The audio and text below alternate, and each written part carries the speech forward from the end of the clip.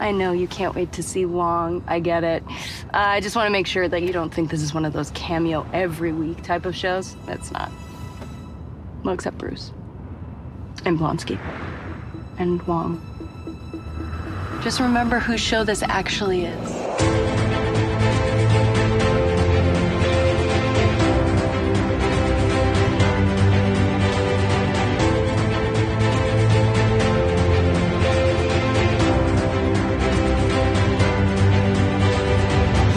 And welcome back to A Stark Contrast, where we discuss the differences and similarities from Marvel Comics to their MCU counterparts. And we are your hosts, Geoffrey and Dai. Hello. Welcome back, everybody. Hello. Hey, Dai. Hi, Jeff. It's Jeff. We are back. Yeah, again. I was going to say that at New York Comic Con, I couldn't help but think of you. Like, I was thinking about you because all the cool stuff, but Marvel was really focusing on their new release for It's Jeff, which is Jeff the Land Shark. Are you familiar with Jeff the Land Shark at all? No. So Jeff the Land Shark, he's exactly what he sounds like. He is a tiny, cute land shark who has feet, and he's the pet of Gwenpool. Oh. Yes, and so they launched a new comic, and it was like everywhere. It's Jeff, and I was like, it is Jeff. It's Jeff. Hi, Jeff. We'll proceed to change my profile, Abby, to a land shark. Exactly. Yeah. What's up, buddy? Just recovering. No, I mean, I'm good actually, but it's just like one thing after another. I mean, I just got back from Austin last night. 24 hours ago, I was on a plane back home here to LA. Yeah. Was there for like a couple days for the for a music festival. And yeah, it was fun. Austin is a great city. It's a good city. I would love to go back. I would love to have reason to go back. I would love to have the funds to go back. That's a good time. I agree, because my funds are low. It's the food though, right? It's the food. You can't help but indulge on the people, the hospitality, everything. It was just a pleasure. It was a pleasure to be there. That's good. I was like, can't wait to come back. Yeah, that's fantastic. Yeah. And then I'm back from New York. That's right. Any more cons coming up? One more for the year? For the year in December. It'll be Columbus GalaxyCon, one of my favorite shows. Columbus, Ohio. Nice. Yes. So it'll be a good time. I mean, I don't know how big the team will be, but we'll be out there just repping per usual. That's exciting. Yeah, and we have some other artists that haven't been able to join us for shows. Throughout the ones that we've been doing throughout the last few months. Yeah. And so one of my new great friends, Suspiria Vilches, who is Suspiria Land on Instagram. She's like a horror fanatic and fantastic female artist that I adore. She's coming to her first American show. She lives in Canada. Oh, that's exciting. And so this is her first American show. So shout out to Susie, who I'm excited to hang out with. But yeah, super exciting. I had both my girls in New York. Ooh. And so New York Comic Con was kind of my own pleasure trip to hang out with friends. But I helped out the guys while I was there for like half the day each day. And I had both. I was literally bookended by Joelle Jones and Tula Lotay. Nice. So we just went for it. And they were super busy. They had so much to do while they were at their tables, and it was a good crowd. It was nice. And of course, New York is chef's kiss. Love everything about New York. And I agree. Same. Yeah, it was nice to get back after frickin' 3 years. Whoosh. Whoa. Yeah. Really? I haven't been since before the pandemic. That's crazy. Yeah. So I was like, finally got to see those friends again. Yeah. And it was kind of weird because it felt like I had just seen them. You know what I mean? It didn't feel like it was 3 years later. And seeing some of the sites that, I used to love, like, sadly, my first hotel. I say first hotel because I ended up moving not even halfway through. But the hotel that I was initially booked at, it's just not the same because it's a smaller hotel, like on the corner next to MSG, and I used to go there every year religiously and stay in that hotel if I wasn't with one of my friends, and so just to be safe, I booked the hotel, and yeah, she's not the same. She's just not the same. She suffered a little bit during the lockdown. So yeah, it was kind of rough, and I ended up staying with friends after all. But all in all, the trip was amazing, and I got to meet our friend Sebastian Stan. Oh, that's right. And I mean, it did have its up and downs, but it was, unfortunately, some people don't know how to treat celebrities like human beings. So that person ruined it for many other people. It wasn't me. Imagine. Clarification was not me. And so I'm hoping like next time around he'll feel a little better. Yeah. And but he was nice. I mean, he was nice. But yeah, hopefully next time will be a better experience for both of us. Poor Seb. I know. Poor Seb. Know. But in other news, the She-Hulk series has officially ended.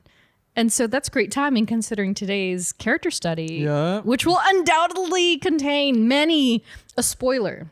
Super amount of spoilers. So sorry, we're not tiptoeing around it. We are. Officially, no. Yeah. Like if you're not caught up by now, sorry. Can't help you. Or watch it and then listen to the episode. Ample warning. Spoiler warning. Spoiler warning. Here and here. But before we jump in, do you want to talk about anything else? Is there anything that's happened? I know that we have Black Panther coming up soon in November. Yep. Gotta find some time to watch that because I'm going to be in Denver during that time when it comes out. Oh, that's right. Yeah, no. Other than that, Marvel news wise, there's nothing like Spider-Man: No Way Home. The extended Happy Fun coming Super out on Duper digital version is coming out. Yeah, but nothing crazy. No, ready for we haven't even seen anything for the Christmas special, Guardians of the Galaxy. No, that's. I think the week before, maybe the end of this month. I'm predicting the end of this month or just after Wakanda Forever opens, we're getting that Guardian stuff. Like a week after. Right after. Like they're pulling that bumper to bumper again where it's literally like what was it? It was Doctor Strange and Ms. Marvel. Oh, that's right, yes. Yeah, like it's starting to overlap. Thor Love and Thunder teaser trailer. Yeah. Yeah. And so they've officially started the Wakanda Forever season like full on because like they're rolling out the character like vignettes and all that stuff now. The Entertainment Weekly character posters the covers, and everything. Yeah. And so all that stuff's starting to roll out. So I imagine, by Halloween, if not the first we're going weekend. Headstrong at the end of the year for Woof. Marvel. So cry. And also, they debuted merchandise for Guardians of the Galaxy. Not 3, but for the Christmas special. Yes. At New York Comic Con, they had an exclusive like Christmas ugly sweater mug. Oh. I was like, oh no, that means the end is here. Because I was like, it's like 2 years ago. We're just like, oh, can't wait till Guardians comes out. And then now I'm like, oh my God, it's in May. Yeah. Oh my God, the special's in December and it's right here. Crazy. And so I think at California Adventure, in the Avengers campus, I think they also had some Christmas stuff, but I couldn't readily place it. But the fact that it's already rolling out it says everything. They're about to do it. Marketing is coming in. It's coming in real hot. So be prepared. Wild. Yeah. But yeah, so I guess that's it, right? We can roll right into it. Roll right into our character study today. Indeed. And of course, we are not experts. We don't claim to be. We're just a couple of nerds nerding out. So please enjoy. Yes, today, fresh on everyone's palate, the one and only Jennifer Walters, a.k.a. She-Hulk. Woo! Or Shulky. Shulky if you're nasty. Yeah. Yes. So this character is obviously very new to the MCU, like quite literally just finished the first season of her own miniseries on Disney+. But let's take it back a bit to the very beginning, so to speak. She-Hulk was created by Stan Lee, some guy named Stan Lee, and John Buscema, who we're hearing more of as we examine the broader Marvel universe here.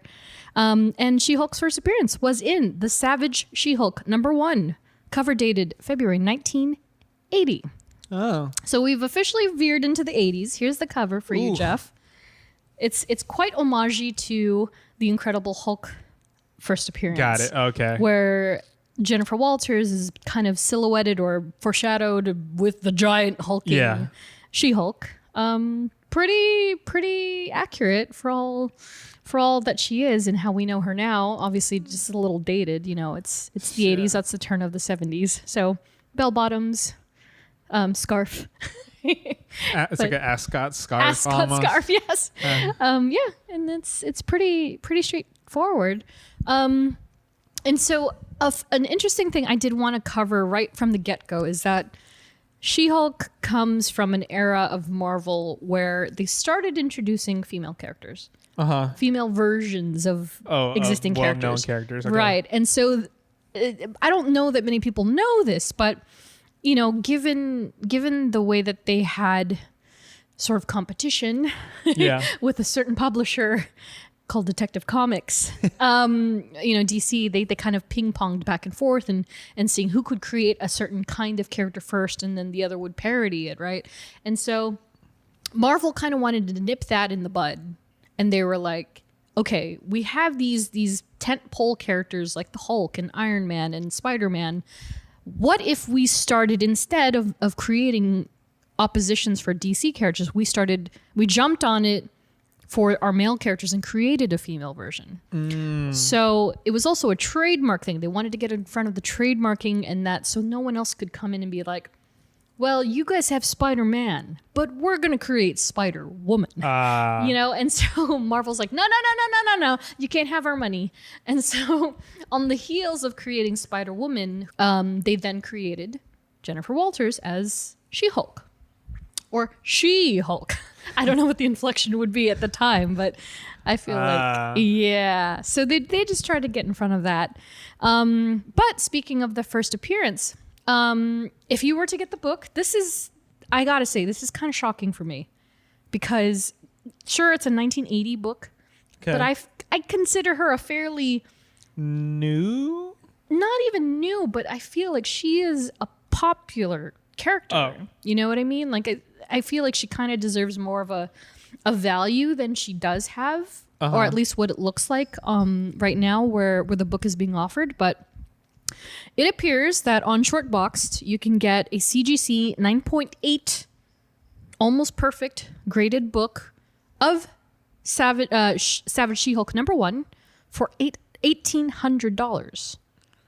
So not even $2,000, just $1,800. Oh. Which, if you recall, I think it was in our Ultron episode. Even Ultron is worth like 14 or something, or maybe 2,000. Yeah. She-Hulk? Like, that's kind of wild to me. Oh, she could be a little more. She could be worth it. Yeah, like give her a couple more grand. I'm kind of surprised that, someone would only offer it for about $2,000. And I think that's pretty consistent from what I've seen at conventions. Sure. Probably a little higher in a local comic store.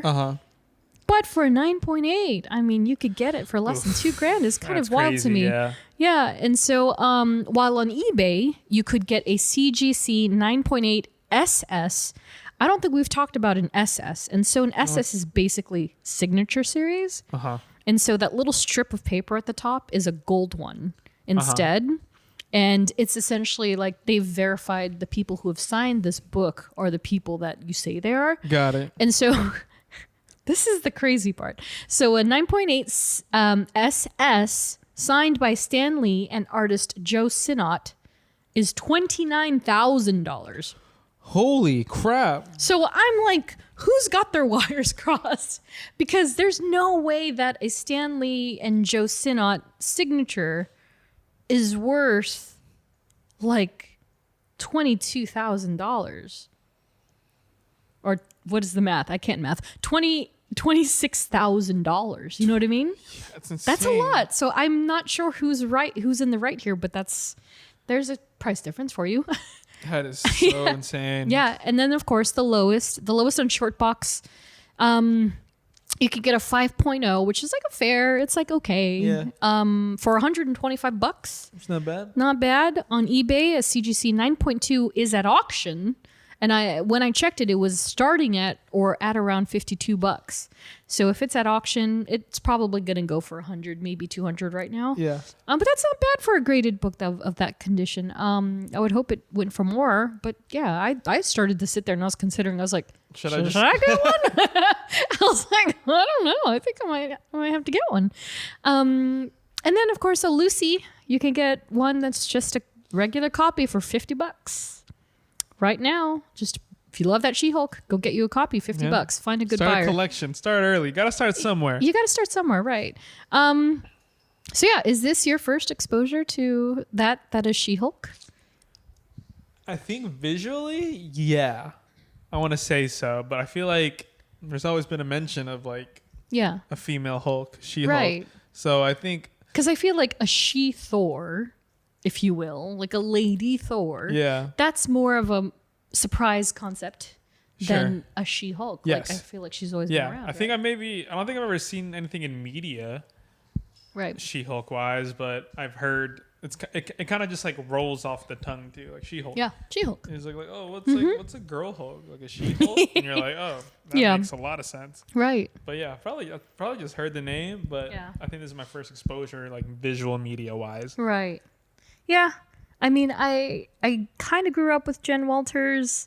I didn't know very much about her. I will say that much. Like again, she's always been around because of these comics. Yeah.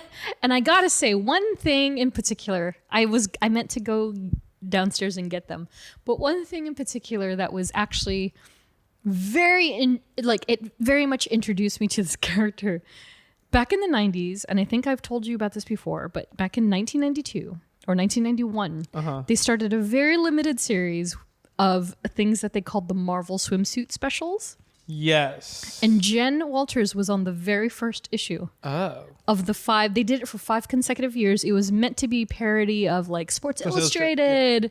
Yeah. And so it was essentially a collective of different artists all drawing our favorite superheroes in swimsuits on some exotic location. Sure. And so I think the first one, maybe it wasn't Jen. It was Jen or Rogue.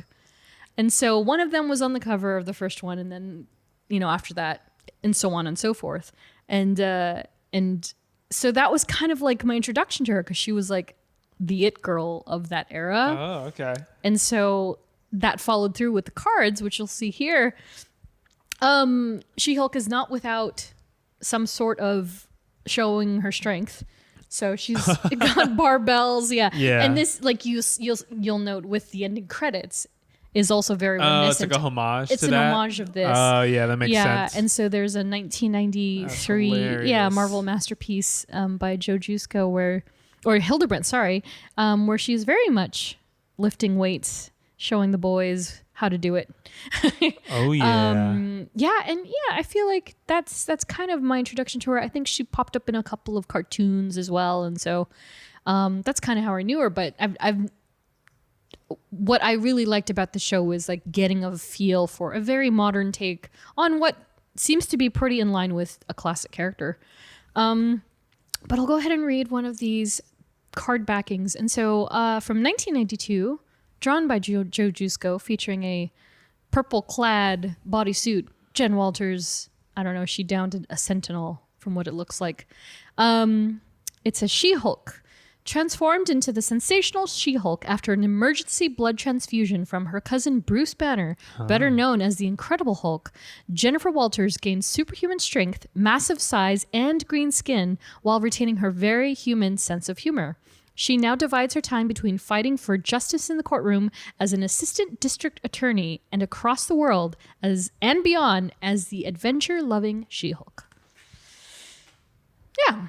I mean, yeah, sounds about right. It sounds about right. Pretty accurate. And I kind of love that. I love that sort of affirmation because, like you, being a fan of this modern era of Marvel that is so broadly accepted now. Yes. And for you to hear just a paragraph and be like, yeah, that sounds like her. I think that's awesome. Like that means that they're doing their job with the show. Yes. And that they're really doing a good method of representing these characters that, again, this card was written 30 years ago. 30 years ago. So if they nailed that, I mean, it sounds like they're staying true to the core, at least, of the character. I love that. That's and so then cool it's to me. I mean, isn't that what shows are supposed to do? Yeah. Stay to the true core of a character. Yeah. But then the source material. Yeah, but then elevate around it. Like, okay, like that worked in the comic. I was like, okay, so this is the true core of the character. Okay, how can we translate that on a screen? Exactly. In different ways, in the way that's like, not in the comics, or or just give a modern take on it. And I've done it pretty well. They've accomplished, right? The show is amazing. Yeah. I loved it a lot. Yeah, me too. And it's interesting because, like earlier on when people still hadn't quite gotten the time to like dive into it, they were like, is it good? Like they would, and I'm fairly easy. So I almost feel like it can't be trusted, right? But I think I am also, while I'm pretty easy to please, I think I also would just say if I didn't like it or if I thought it wasn't good, I would have no problem saying so. But with this show, and of course we'll expand on this shortly, is that I just feel like it really is something new, something different, but still reminiscent of all the things that we do love about what they've built in this universe. And I think that more people, or at least I hope more people, have actually gotten the time to watch it and feel the same. And feel like, you know what, actually they did do a great job and enjoy the show, and it's less divisive. Like, I feel like truly the only people who don't like the show at all are the people that they're mocking. Yeah. 100%. Everybody else seems to really enjoy it. But of course, we'll talk about that soon enough. So, but before we get to that, I just wanted to revisit. So the backstory that we've now officially seen on the screen, we briefly talked about Jen's comic book origin in our Hulk episode in episode number 32. So if you haven't heard that yet, please go back and check it out for more Hulk and She-Hulk. But like when we had recorded that episode, she hadn't yet debuted and we hadn't yet seen the workings of how they were going to bring this character to life. And so now that we've officially seen it, we have more context to actually compare it to the source material. And so in the books, Jennifer Walters, she was the daughter of an LA County sheriff.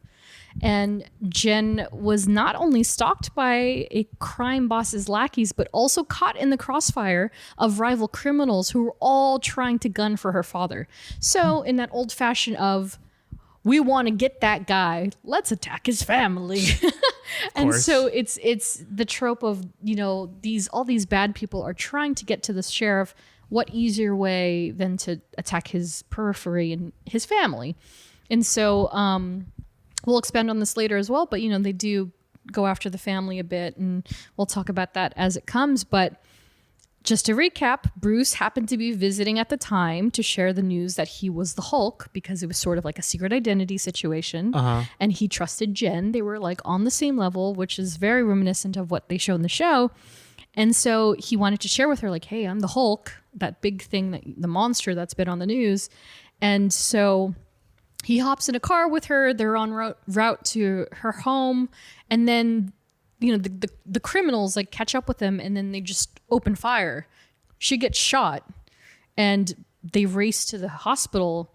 And I don't know if he did it before or after, but Bruce performed like an emergency transfusion on her with his own blood. Oh my gosh. Because he was like, I have to save my cousin's life. And, despite that, she actually flatlined on the table at the hospital. And this is something that we didn't really talk about in the Bruce Banner episode for obvious reasons. But so in that brief bout in the afterlife, Jen visited this place called the Below Place. We talked a little bit about the Below Place in the Hulk episode, which is like a huge blur.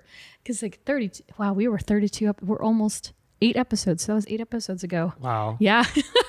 But the Below Place, it's the bottom layer of reality and the bedrock of hell. And it's riddled with another level of gamma radiation. So there's like the two forms that we can see or register. But in the Below Place, there's this alternate version of radiation. And so it creates this thing called the Green Door. And so when Jen was dead. She visited the Below place because of the blood transfusion. Yeah. And she was presented with a green door. And so if she was to walk through the green door, she was then imbued with the powers of the Hulk. And so it's like it's almost like a gigantic analogy of like, do you wish to die or do you wish to live again? And as this. Yeah, that's kind of essentially what it is. And so she walks through the green door and she becomes the Jen Walters that we now know. And she's equal parts rage and irradiation, and she transformed into She-Hulk, as we previously discussed. And she actually tends to stay in her She-Hulk form versus Jen Walters in the comics. And, last but not least, the fun fact is that she learns to curb the mutation in the comic books thanks to Dr. Michael Morbius, of all characters. Wow. Yeah.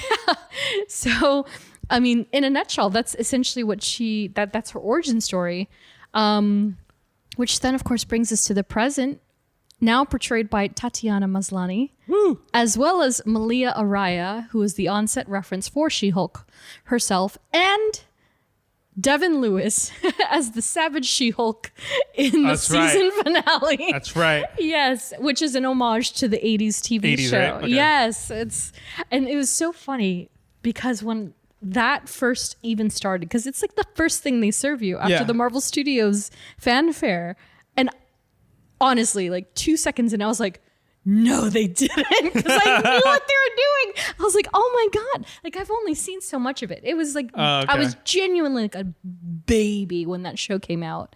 And so I only remember it from syndication and radio, like reruns, right? But to see them actually go frame to frame by frame, and recreate that for TV, I was like, oh my God, this is excellent. And of course, made for television by Jessica Gao, directed by Kat Coiro and Anu Valia, with music from Amy Doherty. And we did have a listener comment right off the bat from Instagram, Ariel Tima. Why was this show amazing? And agreed. Geoffrey and I were talking about it off mic before we even started recording. And our love for this show. I mean, the finale just really like sealed it all together, you know? Like, the fourth wall breaks. Tatiana Maslany's kind of like wit, personality that she brings with Jen. She's just so good. The supporting characters of Nikki and Pug. Emil having like a change of heart. And accepting what he's done. You know, the sprinkle of Wong and Bruce. Wongers. Yeah, and then like the funny trope of the villain of Titania, you know, like, you know, she's just like, she's like and she said it, I think the actor Jamil. Jamila Jamil, yeah. Like she said, like, she's like, I'm playing like a satire of a character. Like, you know, like, and she kills it. She kills it. She's so good. While all that's happening, there's this like big lurking, like intelligence, like agency, intelligentsia, obviously, in the background. And then it all just comes to like a screaming, like halt, like in the finale, and you're like, oh, no, like she's like, I'm gonna erase that. She's like, no, all this stuff. No, I don't like. Come on, like, why my show? You know, but it's like the most She-Hulk thing to do. Fourth wall breaks. 100%. Yeah. Love it. Yeah. And so like as far as the nitty gritty when it comes to the MCU version goes, Jen Walters is a UCLA attendee who went to work for the LA County District Attorney's Office. Of course, her origin differs a little bit from the source material. And now we know why, you know, in that episode, the introduction episode where, you know, there's a Sicarian ship and it essentially gets in their way and it distracts them. They get in a car accident. They're both bleeding and Bruce just spills his irradiated blood into Jen's open wound. And that's how it all starts. You know, that really sets course because they're really pulling away from what could have been a very police drama, criminal driven drama of a show and giving it more lightheartedness and also expanding the universe in the same strike, you know, which is pretty cool. And then, the whole you know what I thought was really interesting was that they kind of have moments of character growth for Bruce in this show, and not without having him in every single freaking episode. So we haven't seen him since Shang-Chi. Yes. There we go. That is correct. There we go. So we haven't seen him since Shang-Chi. He had his arm in the sling, and then it was Bruce, and that's it. And so, yeah, he hasn't been anywhere since then. And so they kind of had all this stuff to fill in. So between Ragnarok and to that point, and from that point to this point, I liked that when he's teaching Jen how to cope with her Hulk abilities, right? Yes. She underwent this dialectical behavior therapy with Bruce to curb the powers. And so if you don't know, DBT is dialectical behavior therapy, and it's an evidence-based psychotherapy that began with efforts to treat personality disorders and interpersonal conflicts. So evidence suggests that DBT can be useful in treating mood disorders and suicidal ideation, as well as for changing behavioral patterns such as self-harm and substance abuse. Jeez. Yeah, WebMD that. So that's essentially what they were doing. And so when I looked this up and I arrived at this conclusion of what this treatment or, what this process is, I was like, that's really interesting because, despite the lightheartedness of the show, that does call back to the fact that, like, the very first time we're introduced to Mark Ruffalo's Bruce Banner, he says he tried to put a gun in his mouth. Yeah. You know what I mean? And so it's kind of like, it's giving these subtle waves back to the journey that Bruce Banner has had and still continuing on while going parallel with his now newfound cousin that is now green. And I really appreciated that as far as like the process went, because it shouldn't be too easy for her, but it was also like, as you can see, she's still very much in control. Yeah, because I think we talked about like when the first episode released to each other. I was just like, when we first meet Bruce in the MCU, like he was struggling like with Hulk and being every Bruce time. Banner. Yeah, like he was just like, I can't control it. I don't know. Yeah. Da da da. And then which film was it when he was like, was it Age of Ultron, where he's just like crippled in the back of the ship, just blanketed, and he's just like cradled in himself? Yes, it's like so sad. And then you have Jen and She-Hulk, and then that one part in the scene where Bruce is like, he's like, all right, Jen, like it's okay, and then she's just like, why are you talking to me like I'm a puppy or something? And he was like, oh, like you're still Jen, you're still there. She's like, yeah, I'm still here. Why would I not be here? Yeah, and not aware that she's even changed over. Yeah, and then he's like, oh, wow, well, it took me 10 years to figure this out, but look at you, just doing it in like 5 minutes. Yeah. And I was like, I love that. It's straight to the point. Like straight to the point. They didn't need that over exposition. And again, like they kind of really steered it away from what could have been a very dramatic take on this character and change it and really embrace the fact that it is quite quippy and it's quite funny and it's going to be different from what we've seen, period. We received another listener comment from Instagram, Vegas Jeff 78. Can't wait for an episode with Deadpool when they just compete for the fourth wall attention. And I thought about that today because I did rewatch the last 2 episodes just to kind of get another feel for it. And I was like, man, that would be kind of crazy to have her in something with Deadpool, because Deadpool is very much also a fourth wall breaker. And fun fact, Jen Walters has been breaking the fourth wall since 1989, while Deadpool didn't come around to doing so until 1997. Wow. So suck it. Wow. Yeah. That's so she awesome. had a good gain on him. And if anything, he pulled it from her. So imagine that scene, if you will. You think they meet? I don't know. You think they share on-screen time together? I mean, in our lifetime? In our lifetime, I think it's possible. I think it's Tatiana very possible. Maslany and Ryan Reynolds. Even if it's like a split second, to be honest, just to do the fourth wall thing, I think it's possible. Any more than that, I'd be like, that'd not be so sure. funny if like one of them's doing a fourth wall break, right? Yeah. Like how they usually do it in the middle of a movie or whatever. Yeah. And then like the other one comes in and they're like, are you doing a fourth wall break? Like, wait, are you talking to them too? Are you talking to them? And then one of them's like, you can talk to the audience. Yeah, exactly. Oh my God. Yeah, exactly. Like I've been waiting for the day that I can do this with somebody. And then it's just like an eighth wall break at that point. Eighth wall break. Yeah, and I can almost imagine like Deadpool and Wolverine in the heat of a battle, and he just turns to the fourth wall and is like, oh my God, you see what's happening here? And then like it shows She-Hulk instead, and she's like sitting watching it from another vantage point, and she's like, oh my God, did he just wait?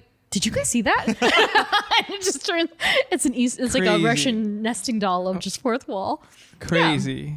Good things come in small packages, and so yeah, I think I even if it were a teeny tiny fraction of a moment, I think I would still appreciate it as would 100%. Millions. Yeah. So do you think you're ready for a pop quiz?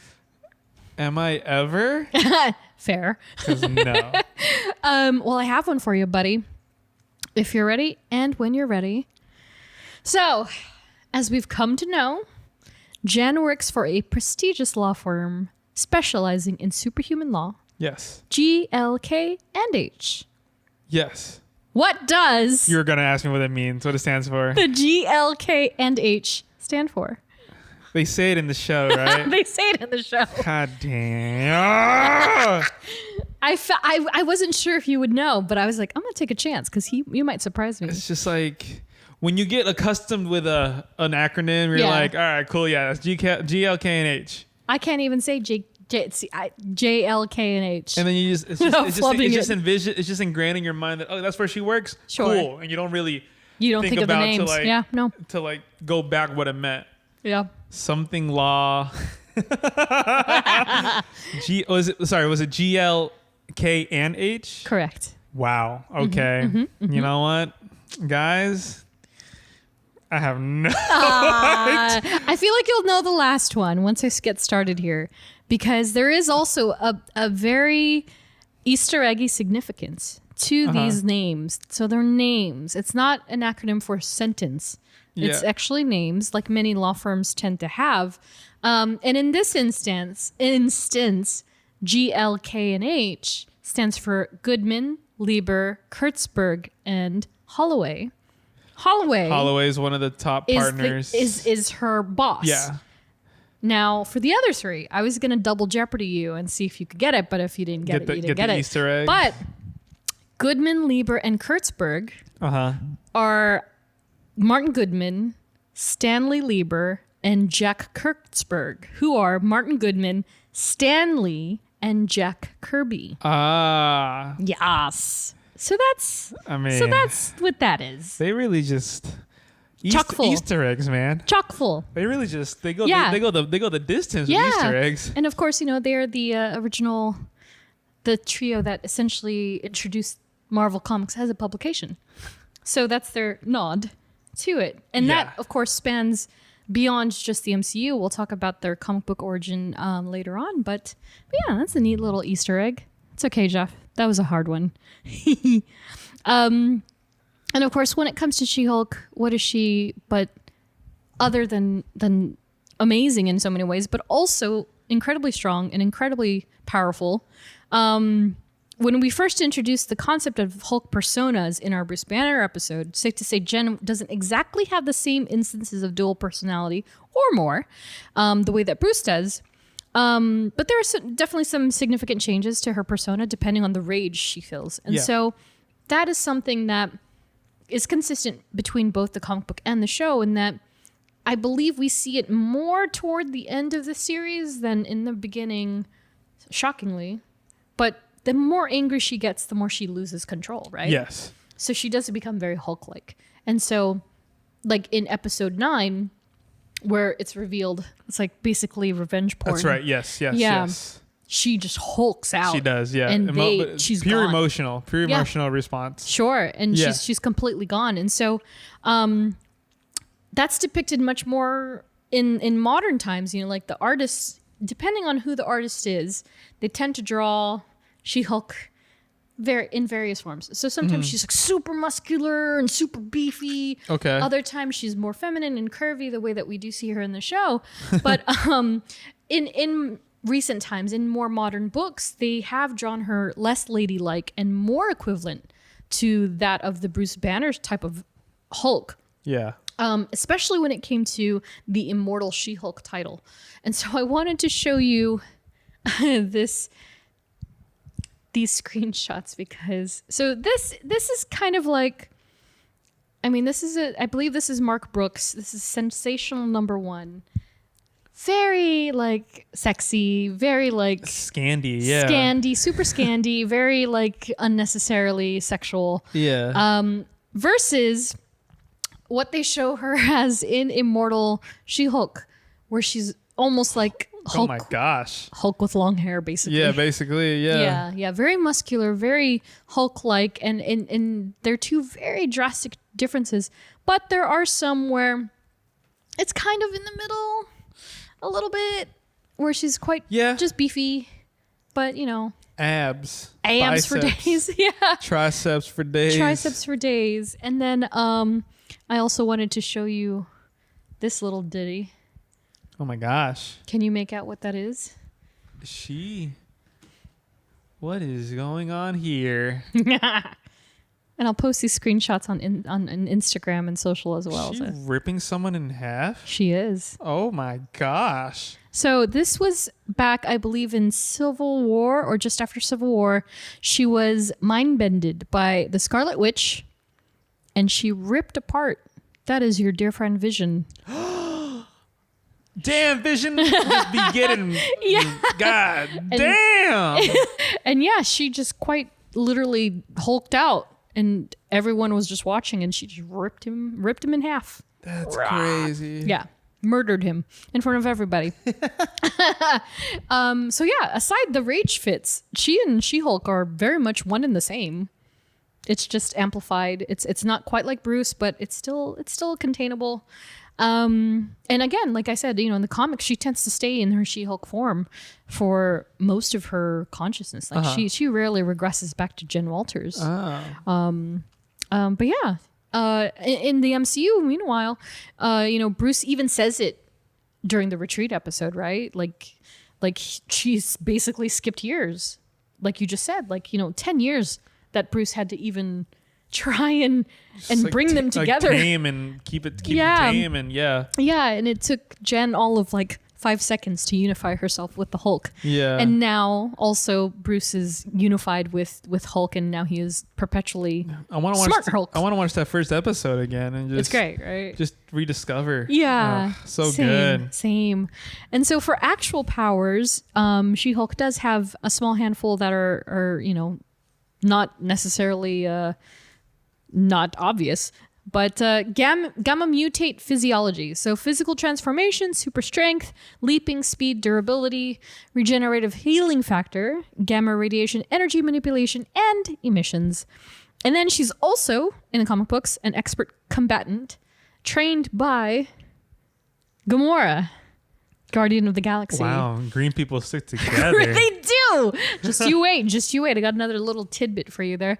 But so Gamora in the comic books has taught her varieties of martial arts that are known throughout the galaxy, which has essentially made She-Hulk crazy equipped with, imagine Gamora without the weapons, but also twice the strength and almost immortality. You know what I mean? Yeah. That's She-Hulk. And she knows American Sign Language. So that's awesome.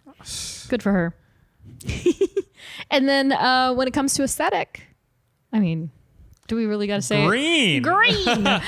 So and purple. Yeah, and of course, based on the associations with purple, purple itself stands for power, ambition, independence, and magic, and those seem to fit the bill when it comes to Jen, as well as renewal and resurrection when it comes to green.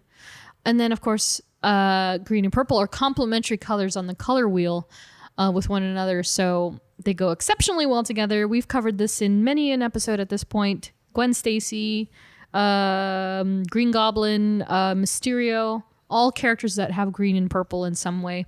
It also means science, intelligence, and so that doesn't fall short when it comes to Jen Walters.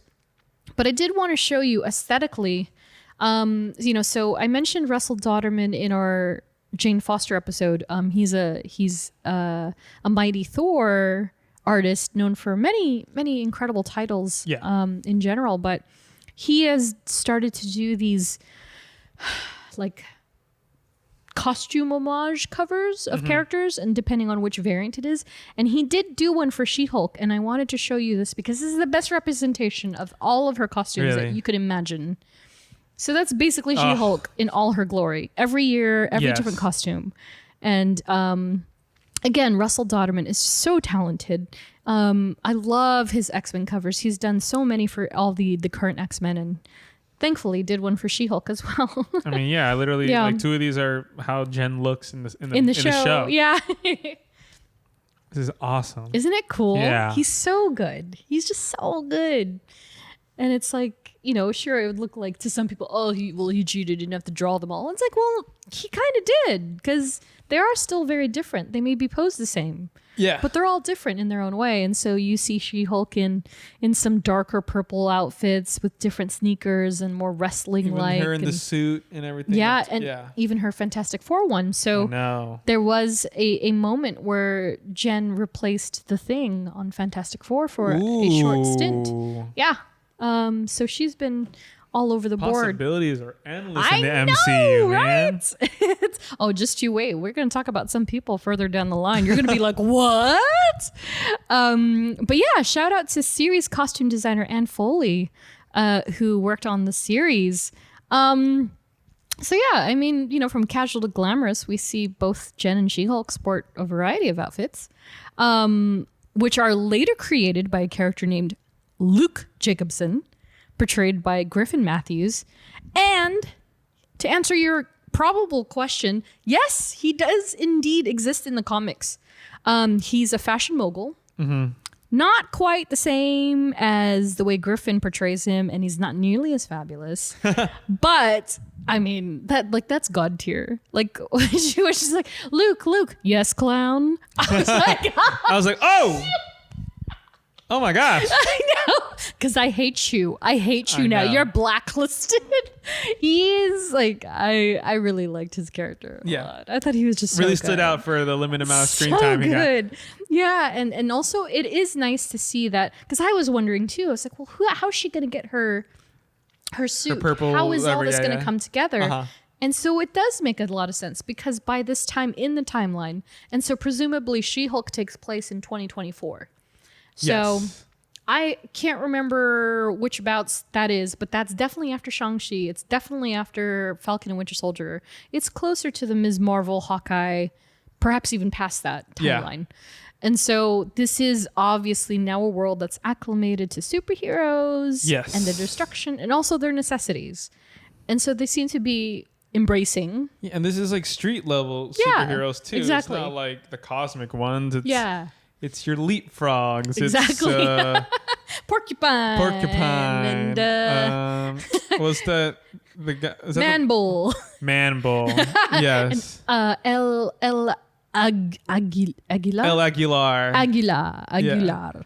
Yeah. And it's like not everybody is a Tony Stark, an Iron Man, a Captain America. Just let people sometimes. And now we're getting to a place of like, dang, people just like makeshift superheroes. True that. Yeah, I love that. Which, by the way, I don't know if you noticed my new T-shirt. Oh.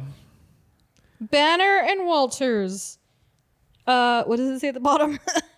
Hulk Training Center. That's and awesome. So it has their dates on it. So 1962 and 1980, official Marvel merchandise from New York Comic Con. Wow. And I like these shirts because they're very subtle. Like you wouldn't have known. Yeah. Unless I was like, look at my shirt. And yeah. And I have like the Fogwell's Gym one. That's Daredevil.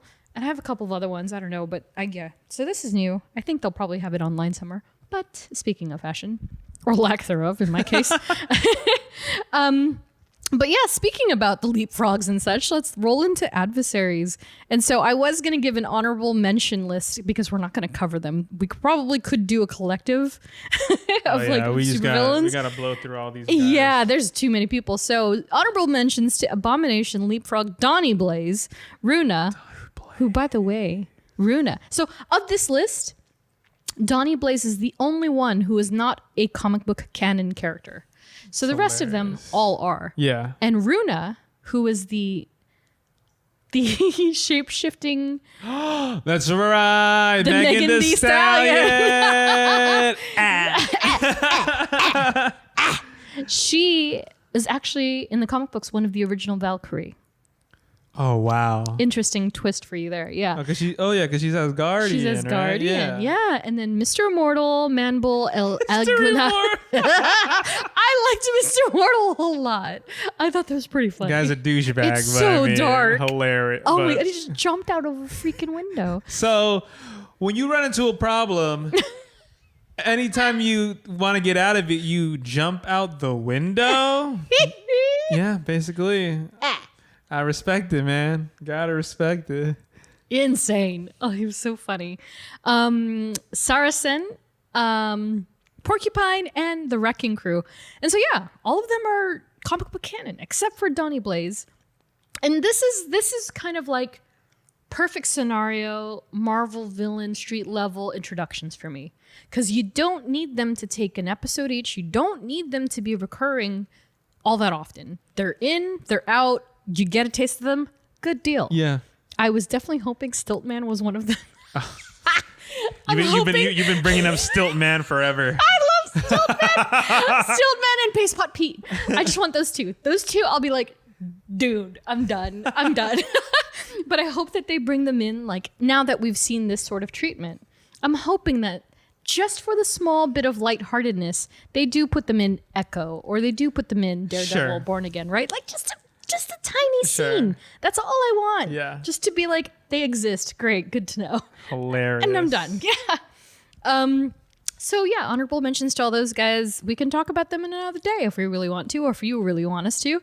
But I did want to give a small bit of focus on the Wrecking Crew in particular. So the Wrecking Crew, there are two notables in that from the show, Nick Gomez as Wrecker and Justin Eaton as Thunderball. And so these are the guys that run up and try to jump Jen in her parking lot. In her driveway, Her driveway, yeah.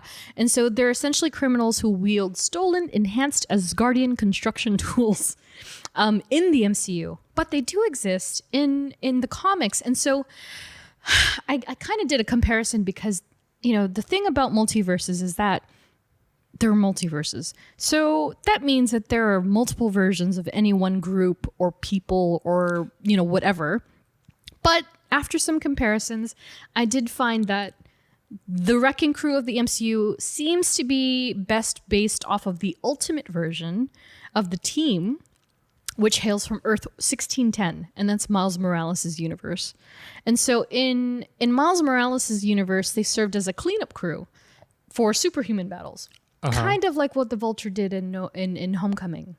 So they're kind of like coming in, they were cleaning stuff up, and then they would just take the stuff that they found and use it. Yeah. And so the Wrecking Crew in the comics, they cleaned up on behalf of Damage Control. Okay. Who we have discussed in the Kamala Khan episode that we have done. Yes. They're known in the MCU as the DODC. Yes. So they're still all kind of related there. So it's interesting to see that the way Marvel is kind of like slowly playing their chess pieces out. They're setting up street level threats. Yeah, exactly. Yeah. And they're also revisiting ones that they've already placed. Yeah. Like Homecoming. How long ago was Homecoming at this rate? 26... Civil War, sorry. 2017. That's Homecoming. 5 years, 6 years almost, right? Yeah. So they're utilizing characters that they've put in place more than 5 years ago at this point, which is kind of nuts to me. But it's like, who knew that the DODC would actually be as big as it is now, quote unquote, as big as it is now. But yeah, that's kind of wild. I don't know we'll probably see more of them, but not. I think the most we'll see of them may be in the Marvels because of Kamala and that whole pursuit. But sure, yes. I don't know how much bigger they might get. You never know. Yeah. I mean, maybe that's just like their... Yeah. I mean, maybe in Daredevil Born Again. Omnipresent. They might play a role. Yeah. But yeah. And so the Wrecking Crew are essentially scavengers, mostly. But we're going to focus on just a couple of people from the series that do crossover. The first one being Titania. Mary McFerrin. And so before we get into it, because I know, Jeff, I know you want to talk about the MCU one because she is worth speaking about to the nines. But I wanted to cover the comic book version very quickly, which, you know, like marrying characters created before, Titania has undergone like some cosmetic changes to be more diverse. So this is one of those scenarios where in the book she essentially looks like a blonde bodybuilder. Okay. So they've flipped the script a bit. They've made her into somebody that's a social media influencer and a person of color. Makes sense for the time. Yeah, exactly. They've just updated her to make her more relevant and understandable. But the comic book version, you know, like her cinematic counterpart, comes from an upbringing of being like the ugly duckling, the lesser than, the not cool kid who got bullied a lot. And so even in her family, she was kind of treated like she was abused in a way. And she was prematurely born, so she was a runt. And she only had one real friend, a girl named Marcia Rosenberg. And it's kind of interesting because with the comic book origin for this character, it starts from such a simple thing, and you kind of do see how they mirrored it in the MCU in that Marcia tells Mary, like, oh, you look like Spider-Woman. You have hair like Spider-Woman. And Mary's like, oh, yeah, well, let me tell you a secret. I am Spider-Woman. And so she takes it and runs with the lie. You know, she takes this tiny white lie and she's like, yeah, I'm Spider-Woman. Don't tell anybody. But Marcia, being another female lady chick who has other friends, is like, guess what? Mary is Spider-Woman. And it just unfurls and it keeps going and the lie just goes. That honestly doesn't sound too far about like what MCU Titania would do. Would do, right? Yeah. Like for the notoriety of, or like the attention that she would get, because again, she was kind of sheltered, kind of ignored. And of course, eventually it's all revealed that she's clearly lying. The actual Spider-Woman, and we're talking Julia Carpenter again, so she's got red hair, you know, comes through and they're like, wait, how are you both here at the same time? Oh, you're a liar.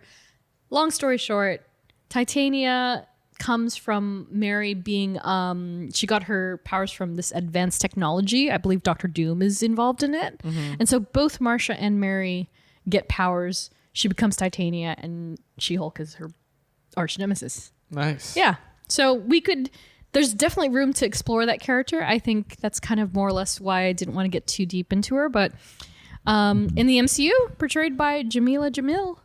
And yeah, she's a social media influencer. It's so funny. I think it's just, so, I don't know, like... And introduced because she was there for a traffic violation, by the way. Oh, yeah, and just blew through the courtroom. Wall. Yeah. Yeah, I don't know.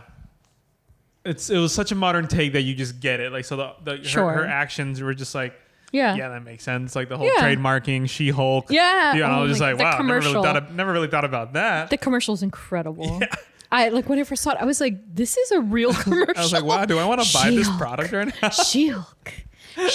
By Titania. And she really, I mean, I hate saying it, but she reminds me of Kim Kardashian. She reminds me of Kim Kardashian. I'm pretty sure if Kim Kardashian had powers. I'm pretty sure like that's what Titania in the MCU is kind of like modeled after. Like, yeah, parodying. Like, she's a mogul. She's sort of influencer. Like, just wants attention, wants to be like noticed, but can never beat She-Hulk, and that's why she's attracted to She-Hulk, because of like oh, if anytime I'm mentioned with She-Hulk, I get looked at. It doesn't matter. Yeah, and like the one day that I beat She-Hulk, you know, I'll be the biggest thing ever. But then she ends up losing her teeth. On some cake at a wedding. And and those are all stemming from the same similarities of her comic book counterpart, that she was the bullied kid. She's compensating for all of the insults and the lack of self-confidence she had before she became Titania. Titania. You can just hear the glitter. Titania. Dropping some glitter sounds. Titania. Yeah, she's fantastic. I would love to talk a little bit more about her. Yeah, they never really, I don't believe that they say her real name in the show. They just say Titania. Yeah. But she is indeed Mary McFerrin in the show as well. Yeah, and I think she was delightful. I thought she was a great counterpart, and they didn't make it into a sort of like girl versus girl all the way through thing. Like they didn't have to do that at all. And she did bring some light to the show. Just the way that she's like when she burst through the Hulk King's like lair gathering. Yes. She's like, hi losers. Just like, okay. I do appreciate her. I would like to see her again. Where? No idea. Oh, yeah. No idea. Uh-huh. But I think she would be fun to see again. But speaking of Hulk King, that guy. Hulk King, Todd Phelps, portrayed by John Bass in the MCU, basically a misogynistic billionaire dude bro, who created the Intelligentsia, a far-right online hate forum dedicated to harassing those of discriminated groups. Yeah. As they are written and known as. Can't tell you're talking about the show or just real life. I know. Very... Right. It's so woke. Yeah. Woke. Yeah. And again, like, I just feel like anybody who is really, truly insulted by this show or its existence is just merely part of the problem. Yeah. And if you're listening to the show, I'm very surprised. But yeah, like, what else can you say about that, right? Like it's truly, it's everybody that, oh, there has to be a girl thing for everything. Yeah. Or like, oh, they ruined the character. Like those are the guys that are in the Intelligentsia group. And Todd Phelps is like genuinely awful. Yeah. But it's almost a weird relief that he wasn't just awful just to be awful, but that he did have a purpose in the greater scheme of the storyline. In that he was a terrible, terrible human being trying to capitalize on superheroes. Yes. He feels like he deserves to be a superhero. Right. Exactly. Like he's entitled to it and not nepotism. Yeah. As Bug said it. Okay, buddy. But Hulk King himself does not have a comic book counterpart whatsoever. There are some callbacks, like some people have made assumptions that he might be related to Denton Phelps, who was known as Hellraiser in the comics, but otherwise safe to say totally unrelated. But Intelligentsia itself is indeed from the comics, not made for the show. They're a little different, but very much the same. They're known as the Intel for short. And in the books, the Intelligentsia is a network built for criminal masterminds and supervillains alike for sharing information. So, again, more or less the same, a little different, a little, in the comic books, it's not as modernized as it is now. I thought that was very clever that it was like an online forum versus, what's a Facebook group? It's basically a Facebook hate group. Whereas in the comics, members included, but we're not limited to, Awesome Android, Chameleon, Dr. Doom, Egghead, Claw, Leader, Mad Thinker, MODOK, MODOK Superior, Red Ghost, Super Apes, Trapster, and Wizard. So in the books they were more isolated. It was just like an exclusive group versus in the MCU that they've now opened it up. It's basically anybody who is like, screw superhuman ladies or superhumans or She-Hulk, whichever way you want to call it. Yeah. But there's much to say about the Intel in the books, but nothing outwardly notable for this episode, I will say. But they're pretty much responsible for one thing that's very significant that we're not going to expand on today. But again, in the books, Intelligentsia are responsible for 2 words: Red Hulk. So we'll see. Yeah, interesting. So yes, they kind of almost went there with Todd. He wasn't red, but they were responsible for almost engaging and creating a Hulk. But we'll see if that follows through, especially given the latest casting news in the MCU. Oh yeah, Mr. Harrison Ford. I know, taking the place of the late and great William Hurt as Thaddeus Thunderbolt Ross, who in the comic books becomes Red Hulk. So, A talk for another time. Probably and eventually. But in the meanwhile, we'll mosey on over to friends, family, and affiliations. Jen's parents. So we're going to start with them. They play a pretty notable role in the MCU, but their comic book counterparts are quite different in that the weight of their presence is kind of completely flipped in a way.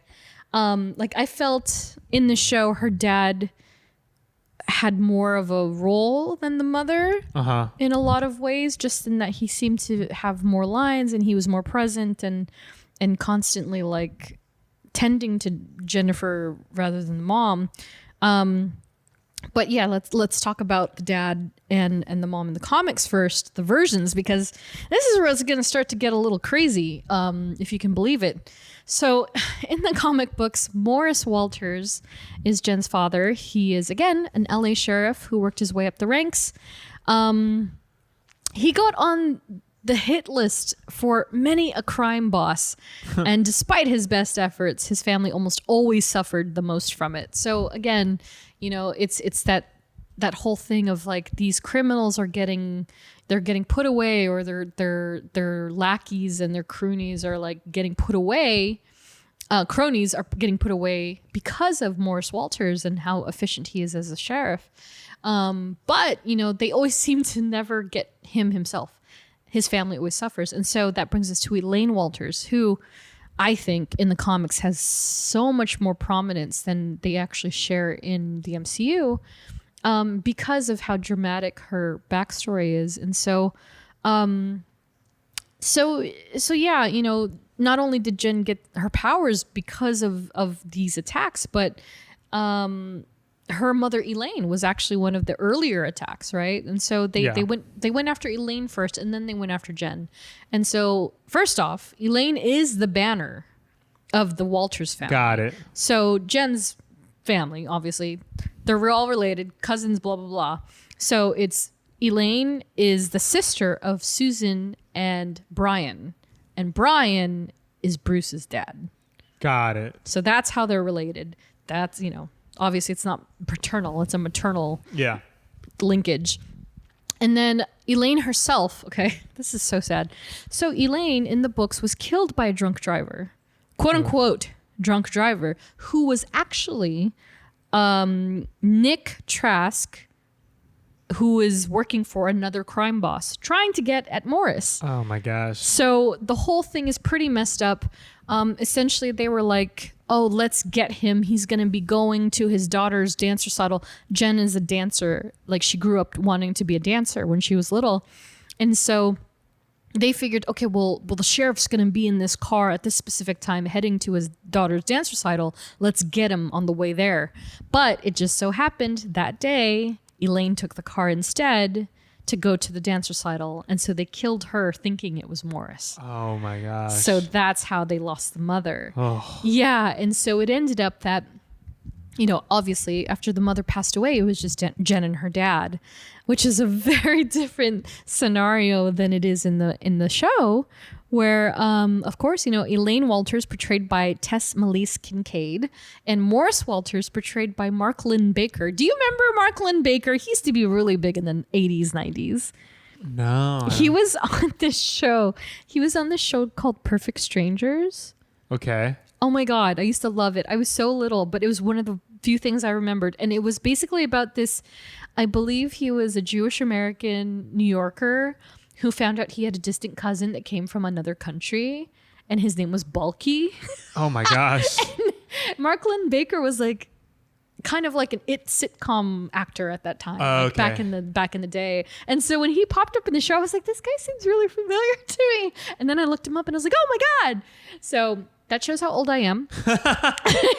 But yeah, you know, I feel like in the show, the parents are much more subdued, and they're much more, they seem and very supportive, very happy. I don't think they even mention that he is his job, do they? I don't think they ever say like what they do. No, they don't. Just straight up family time. Yeah, it's just family time. Very reminiscent of Kamala Khan's family, by the way. So yeah, whether or not, I mean, I think they've completely washed that out. They're not even going to focus on the family. but maybe they'll, or the parents at least, but maybe they'll pull that story in later down the line. But I just feel like tonally, She-Hulk is so of a specific mood and vibe that they're not gonna do that at all. Right? I don't think they will. And then, of course, there's Cousin Bruce. Who? I know. Who? Bruce Banner, man. Also known as the Hulk, portrayed by Mark Ruffalo. I mean, like, what else is there? What needs? It bears no repeating. Like, we've talked about Bruce many times. Black Widow episode, Bruce Banner episode. And yeah, you know, like, they just seem pretty sensational, no pun intended, but they get along extremely well. What does he call her? Fuzzball. So cute. Hey, Fuzzball. And I think they're so great because Mark Ruffalo is also just a champion of being like just cuddly sweet. He just kind of like a soft Hulk. I like him a lot. And of course the Hulk's first appearance in Avengers 2012, last seen in She-Hulk. And so it kind of seems like Universal's rights for usage on the original Hulk are alive and well, so he can only appear in so much, which I would love. I wonder what the legal like number is. I need to know. Yeah. Like somebody has to have clocked his running time, right? Yeah. Like what is his total on-screen time? Like is it like is the thing is he can't have his own solo project? Is that it? But I think that's it. But he can appear in literally anything else. But even then, I still think there's a duration. Like he can only be in 15 total running time. You know what I mean? And I think that's so sad, but I think it's something like that. Need that number, man. Yeah, I would love to know. If anybody knows, please tell us. But now, you know, despite that, we have more to work with through Jen and a small character that was introduced in the very last episode, Scar. And so Scar, I feel, I know, Jeff, I said this to you the other day, I feel like we briefly mentioned Scar in our Hulk episode, but Bruce does have a son while on Sakaar. So FYI, time moves very differently on Sakaar. And this is very reminiscent to what we said in the Star-Lord episode, how Star-Lord, when he quote unquote died and was transported to another universe, he went off and had an open relationship. He had children, he had grandchildren. And when he came back, it was only like 6 months had passed, right? And so on Sakaar, time is very similar to that in that Bruce was gone for a total of 6 months Earth time, maybe? Yeah. Maybe a year. But on Sakaar, that's the equivalent of like 40 years. Henceforth, why Scar is the age he is. Yeah. Which appears to be in his teen to early 20s. Teens. Yeah. So can't believe they just dropped that in there. And, I know. Like, I have a son. I have a son. This is my son, Scar. No lines. Half shaved head. And everybody's like, "Ooh!" That's hilarious. It's so good. And also, who would imagine that you would see Daredevil in a scene with 3 Hulks? It's so That's crazy. insane too. Yeah. And of course, but Scar himself is the son of Hulk and a character named Kyra, the Old Strong of Sakaar. And also the twin brother of a character named Hirokala, and they have a half-sister named Lyra. And so all these characters have not been introduced at all, and they all derive from Sakaar and from the galactic version of Hulk. And so we'll see if they do this World War Hulk stuff. I know. They're just throwing all these teasers. Yeah. And it's like, I feel like Marvel's just like, all right, you won't let us use the Hulk? Boom. Double down. Double down. We're going to introduce his son. We're going to introduce probably his twin brother and the half sister and his cousin and everybody else and Red Hulk. Like, who knows? And then I wanted to, speaking of, from the get-go, like we mentioned at the top of the show, the GLK and H crew. So there's Holloway, Augustus, Pugliese, and Mallory Book. Portrayed by Steve Coulter, Josh Segarra, and Renee Elise Goldsberry, respectively. I didn't want to jump into them too much because I mean I feel like we can just again some of these characters are like characters that we can obviously talk about in other episodes on their own or as a collective of some sort, but they're a great supporting like group for Jen. I think that I mean we loved Pug. Pug kind of rose through the ranks pretty quickly. What is like I need to rewatch the shoe drip episode because his love for shoes, it was him, right? Yes. What does he say? One to display and one to play. One to rock, one to stock. There it is. That's because I know. I get it. What, you get it? I get it. I love that so much. Yeah, I know. I love these characters. Mallory book is also, both she and Holloway are actually quite, I don't want to say prominent, but they do have presence in the books that are very much worth talking about. But yeah, even Mallory, I got the sense very early on that she was going to be competition of some sort to Jen when it came to the firm, especially when she first walked in. I was like, whoa, she meant business. And she ended up being like a very strong and also serious, but great character, even though she wasn't in it as much. I think we'll see more of her. I'm not sure where, but I think we will. And I hope I hope Pug at least too. But of course, I wanted to talk a little bit more about Nikki Ramos. Woo! Your cousin? Maybe. You could say yes. Nikki Ramos, portrayed by Ginger Gonzaga, who is incredible in this role. I'm not familiar with any of her earlier work at all. I know. But my gosh, she's phenomenal. Now I got to. Yeah, right? You might actually be related. Just saying. Third cousin. We'll see. And so Nikki is Jen's literal partner in crime and an incredible fashionista. And I'm sure you knew this, Jeff, but apparently she had a gigantic say on what Nikki got to wear in the show. So much that she would pull her own clothing into it. Yes. So a lot of those outfits are like not only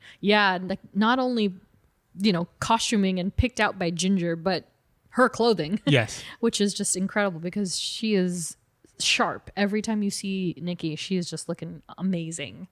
But Nikki does join the ever-growing lineage of MCU characters who are either amalgamations or completely original with no true source material. So she was completely made for the show. But hey, more power to it because that character is absolutely memorable. Love her. Want to see more of her. Cannot fail. And so while we didn't talk so much about the members of GLK&H, I wanted to talk about GLC, I can't say it. GLK&H themselves. Believe it or not, this firm actually appeared in the comics as far back as 2004. And they specialize in superhuman law through Holloway. And he originally joined to help his granddaughter, who would eventually become a villain known as Southpaw in the comics. It's pretty crazy. She kind of looks like what I imagine, like if you put a Sonic the Hedgehog villain, like Knuckles, mixed with an anime character, and then a giant like left hand like gauntlet. That's what this character looks like. So yeah, he initially joined the firm to protect his granddaughter. It didn't go so well for him. Holloway himself, however, unlike the show, did not hire She-Hulk. He hired Jennifer Walters specifically, and he wanted her to be Jennifer Walters. So they kind of changed that up. Yeah. Complete flip-flop there. But on the lasting note, in the books later on, Mallory ends up replacing Holloway, and then the firm is renamed GLK&B. So we'll see if that comes about, because again, the girl is like, yo, she business. She's a killer business for sure. I love her. Yeah, she was great. Yeah, she's so good. So I don't know. We'll see. Maybe Holloway has a like a little snafu in the next season or something, and he gets the boot, or he gets the book in this case. And then honorable mentions to Cousin Ched, the Incredible Hulk, portrayed by Nicholas Cirillo, and Kevin. Kevin. Do you remember what Kevin stands for? No. No? I forget. I thought for sure you would have known this by now. I mean, I just watched the episode. I just watched the episode like once, and it was like something enhanced knowledge, and then I was just like, Yeah, knowledge enhanced visual interconnectivity nexus, with an unknown voice actor. So I think you know this as well, Jeff. I feel like you know all these fun facts aside the acronym, but Kevin Feige was indeed asked by Jessica Gao, like, please, for the love of God, will you voice Kevin? And he was like, oh, I can't do it. So he politely declined. Wow. So they got somebody else, uncredited, not sure who it is, but I'm sure when we find out, it'll be a fun fact. And both Ched and Kevin don't have comic book counterparts, so they're well, if Kevin had a comic book counterpart, my God. Right? Yeah, like they don't have an AI giant brain that matches that exact physiology, if you will. But yeah, Kevin Feige is MCU canon in some weird way. And speaking of Kevin, we had a listener comment from Instagram, NatSH14. So, why did they steal her blood? We need answers, Kevin. But yeah, they stole her blood, and that really upset me because I kind of saw it coming. Like, it wasn't predictable, right? But I was like, they're really like this Josh guy is really harping on the fact that he's like, I like you, human. You as Jen Walters, not She-Hulk, Jen Walters. I was like, he wants something. But I never would have in a million years would have been like, oh, he's the guy that stole her blood. Because keeping her in Jen Walters' form makes her vulnerable yes. to needles and to other things. Whereas as She-Hulk, she's impenetrable. So, yeah, the blood thing. I don't know when you left that comment, Nats, but as you see in the finale, it was because I wanted to say homogenized. I was like, that's not milk. Yeah. Well, it just seemed that like Todd just wanted. They just wanted the blood to infuse it, whatever. Blah, blah, blah. Yeah. And then Jen was just like, none of these storylines make sense. Yeah. Like, she turned like everything, just flipped it up on its head. It was she's like, we're not doing this. Yeah. Yeah. And so like basically that she retconned. This is a perfect example of retconning. Yeah. And so retconning often happens in the comics when they want to erase undesirable, things of the past without completely going back and being like, okay, well, this is what happened instead. They're just like, no, we're just going to erase it. And so Jen retconned all of that. And so presumably Todd and the intelligentsia never got her blood, or they got it and it's just gone. I don't know what to say about that. But yeah, they just wanted it to essentially create more Hulks in a very almost super soldier like manner. If in a shot, and they wanted to create an army. So thankfully they didn't. Maybe Kevin will have a better answer later on. Who knows? But you know what? We're finally into one of the most interesting tidbits about this character. Oh gosh. Her love interests. And I know so many people are going to There's a lot dying to talk about parts of this. And so for you though, Jeff, there's so many mentions that I'm going to have in this portion of the show that I feel like you're going to be like, ding, what? Ding. Like all these, you'll see. We are going to have to just breeze by these. That's a lot of people. Let's just say, and you'll see in about 5 minutes, the MCU could go anywhere at this point because Jen's lineage of flings and relationships is so expansive, but we're just going to focus on the few that actually have MCU commonalities. But some notables from the comics include Wyatt Wingfoot, Jack of Hearts, Clay Quartermain, and Daniel Ridge, aka Zapper. That guy, he's a jerk. Screw that guy. They're all jerks, actually. But Daniel Ridge, I will say, Daniel Ridge, he's one of her first and only human boyfriends from the 80s. He kind of looked like Borat, actually. And one of their dates is on the beach. So now I'm like, oh, actually, yeah. He's got interesting. Yeah. Anyway, he sucked. But first and foremost, On the fling side, Tony Stark. Oof. Tony's got a thing not only for the ladies, but the green ones, because he also had a one-night stand with Gamora once upon a time. That's right. I remember that. Yeah. But I wanted to mention Tony, if only because that encounter is so interesting in that while they're having pillow talk, Jen quite literally is like, how do you do it? And he's like, what are you talking about? And she's like, how do you get away with sleeping with so many people? And like just puts him on the spot. And it's interesting because they do tackle that kind of subtly on the show where it's like promiscuous men are heralded, but if you're a woman and you're promiscuous, you're a slut.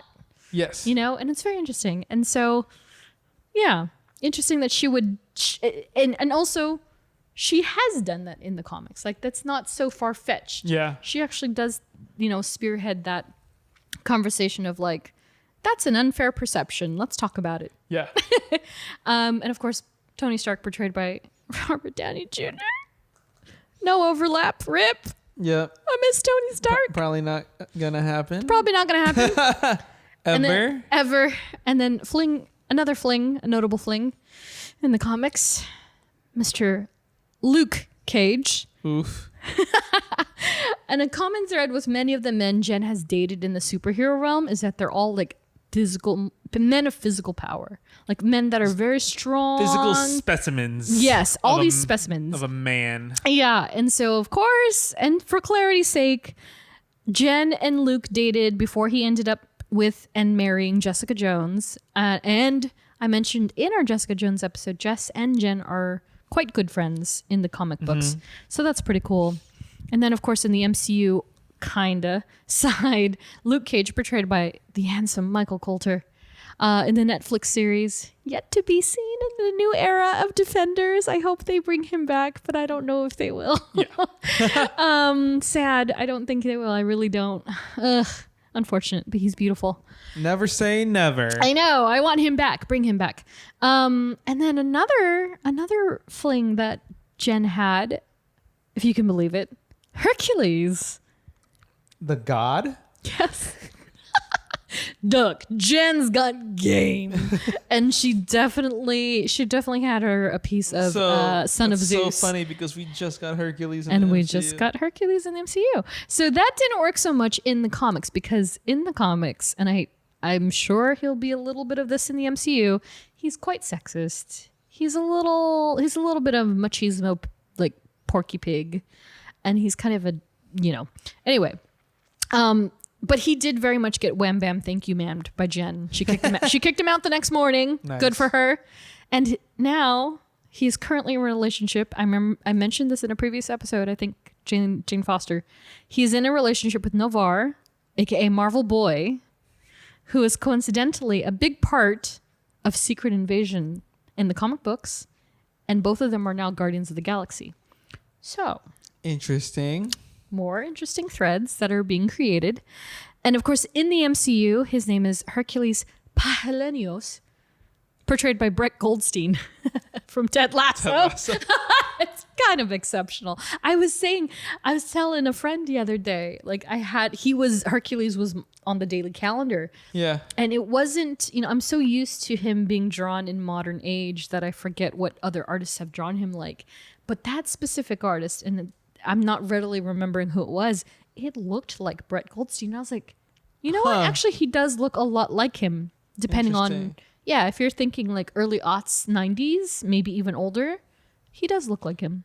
He looks like him quite a bit. My vision of Hercules is the Disney animated movie. Like that's my... Yeah, fair. That's my caricature of Hercules. Yeah. Do you remember, not to steer too far, of course, but do you remember like the fan castings for the real life version of that? No, I don't. I don't remember if they're fan castings or potential like in the running. Yeah. Chris Pratt. Interesting. I was like, no. Wow. No. Nah, love him. But no, I don't think so. Yeah, so we'll see if that movie still gets made. But he was first and last seen in the MCU in Thor: Love and Thunder. Clearly coming back. Don't know when. But that'd be interesting to see with Jen Walters. This next one is very, very interesting because, again, it's these small threads that could be tugged and tugged and tugged and pulled into another direction.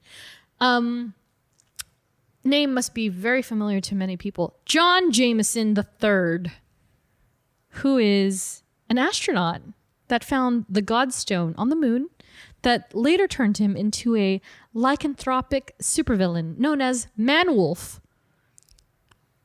And Jeff's giving me faces. Interesting. And he and Jen dated during the comic book version of Civil War in 2006, I believe, and eventually got married. So this is Jennifer Walters' ex-husband in the comics. But womp womp, the marriage dissolved and was later annulled after it was revealed that Star Fox, now portrayed by Harry Styles, influenced Jen's infatuation for John Jameson III. And of course, if you hadn't noticed, John Jameson III is indeed the son of J. Jonah Jameson. Okay. I was waiting for the clarification. From Spider-Man, yeah. so this is the astronaut werewolf son of John J. Say that 3 more times. Oh my God, Jonah J. His name is my name. That's what I got. Amazing.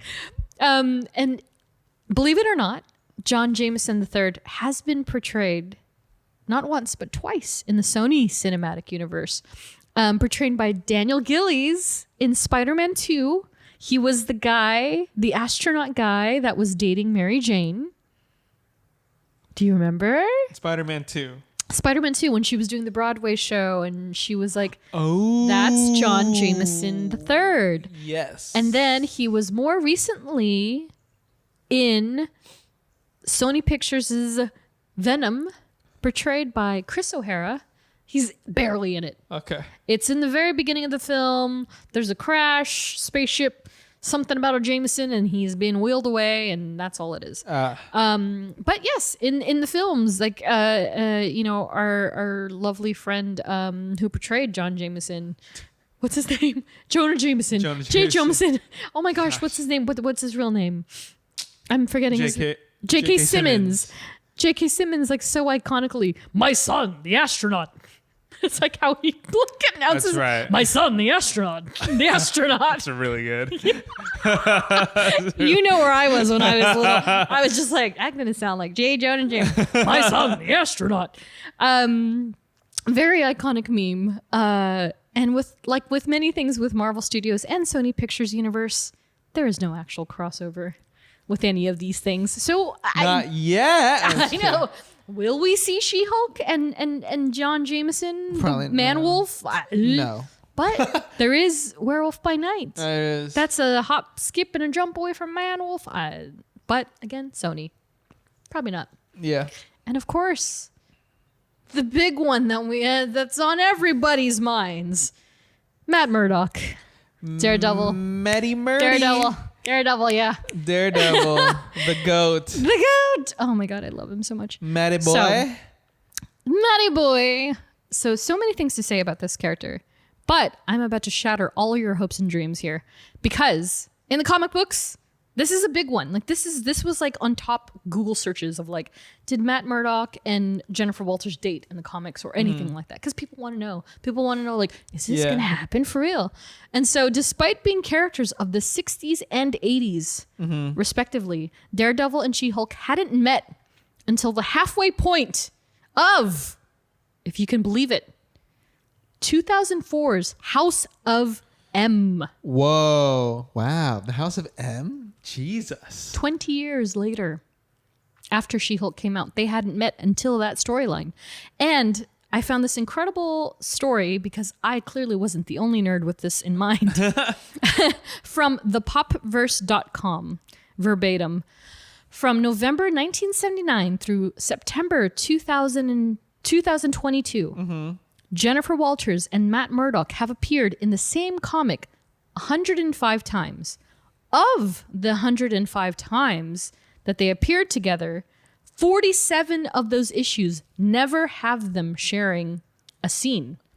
Of the remaining 58 issues, oh my gosh, 49 of those issues 49 of those comics feature She-Hulk and Daredevil in the same room, but not interacting. Despite the two being superhero lawyers that both operate in New York City, She-Hulk and Daredevil have only been seen directly interacting in 9 comics. 9 of 105 comics shared together over the span of 42 years. That's crazy. 9 comics. And even then, it still took 9 years for them to have that one panel together. One panel in a whole comic. My gosh. So they built all that character chemistry off of one panel. That's crazy. Isn't that wild? I was like, thank God somebody did it. Because I was like, I don't recall anything except for the most recent, the Dan Slott run. I don't recall anything. And I was like, I'm not crazy. They literally had nine years to actually even have a panel after. That just proves that someone in there is reading. Right. Right. And that's very For true. sure. Yeah. So nevertheless, both accomplished lawyers in their respective rights. They both run in similar circles, sure, in the comics. They're like, yeah, they're lawyers. Of course they're going to bump heads here and there.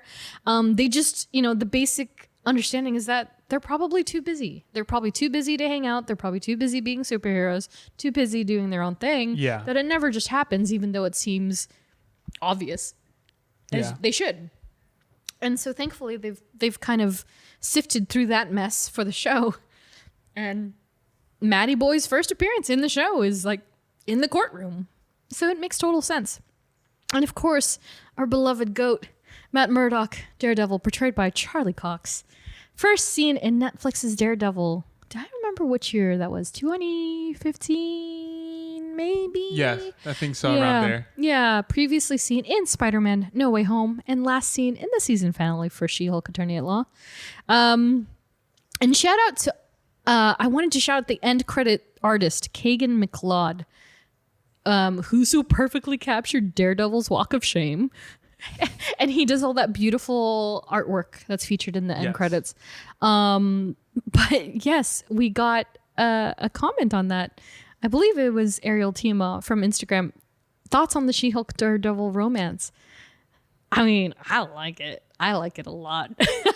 I'm all for it. I think, their chemistry is just off the charts. It's insane, right? Like, insane. Like, she said it. So she's like, she said to the camera, she's like, I'm feeling this. You're feeling this too, right? And she's like, I'm not the only one feeling this, right? Yeah. And it's like, I was like, yes, I queen. totally fully did not expect them to be linked romantically. I will say that. So, so that bedroom scene took me out. Interesting. Really?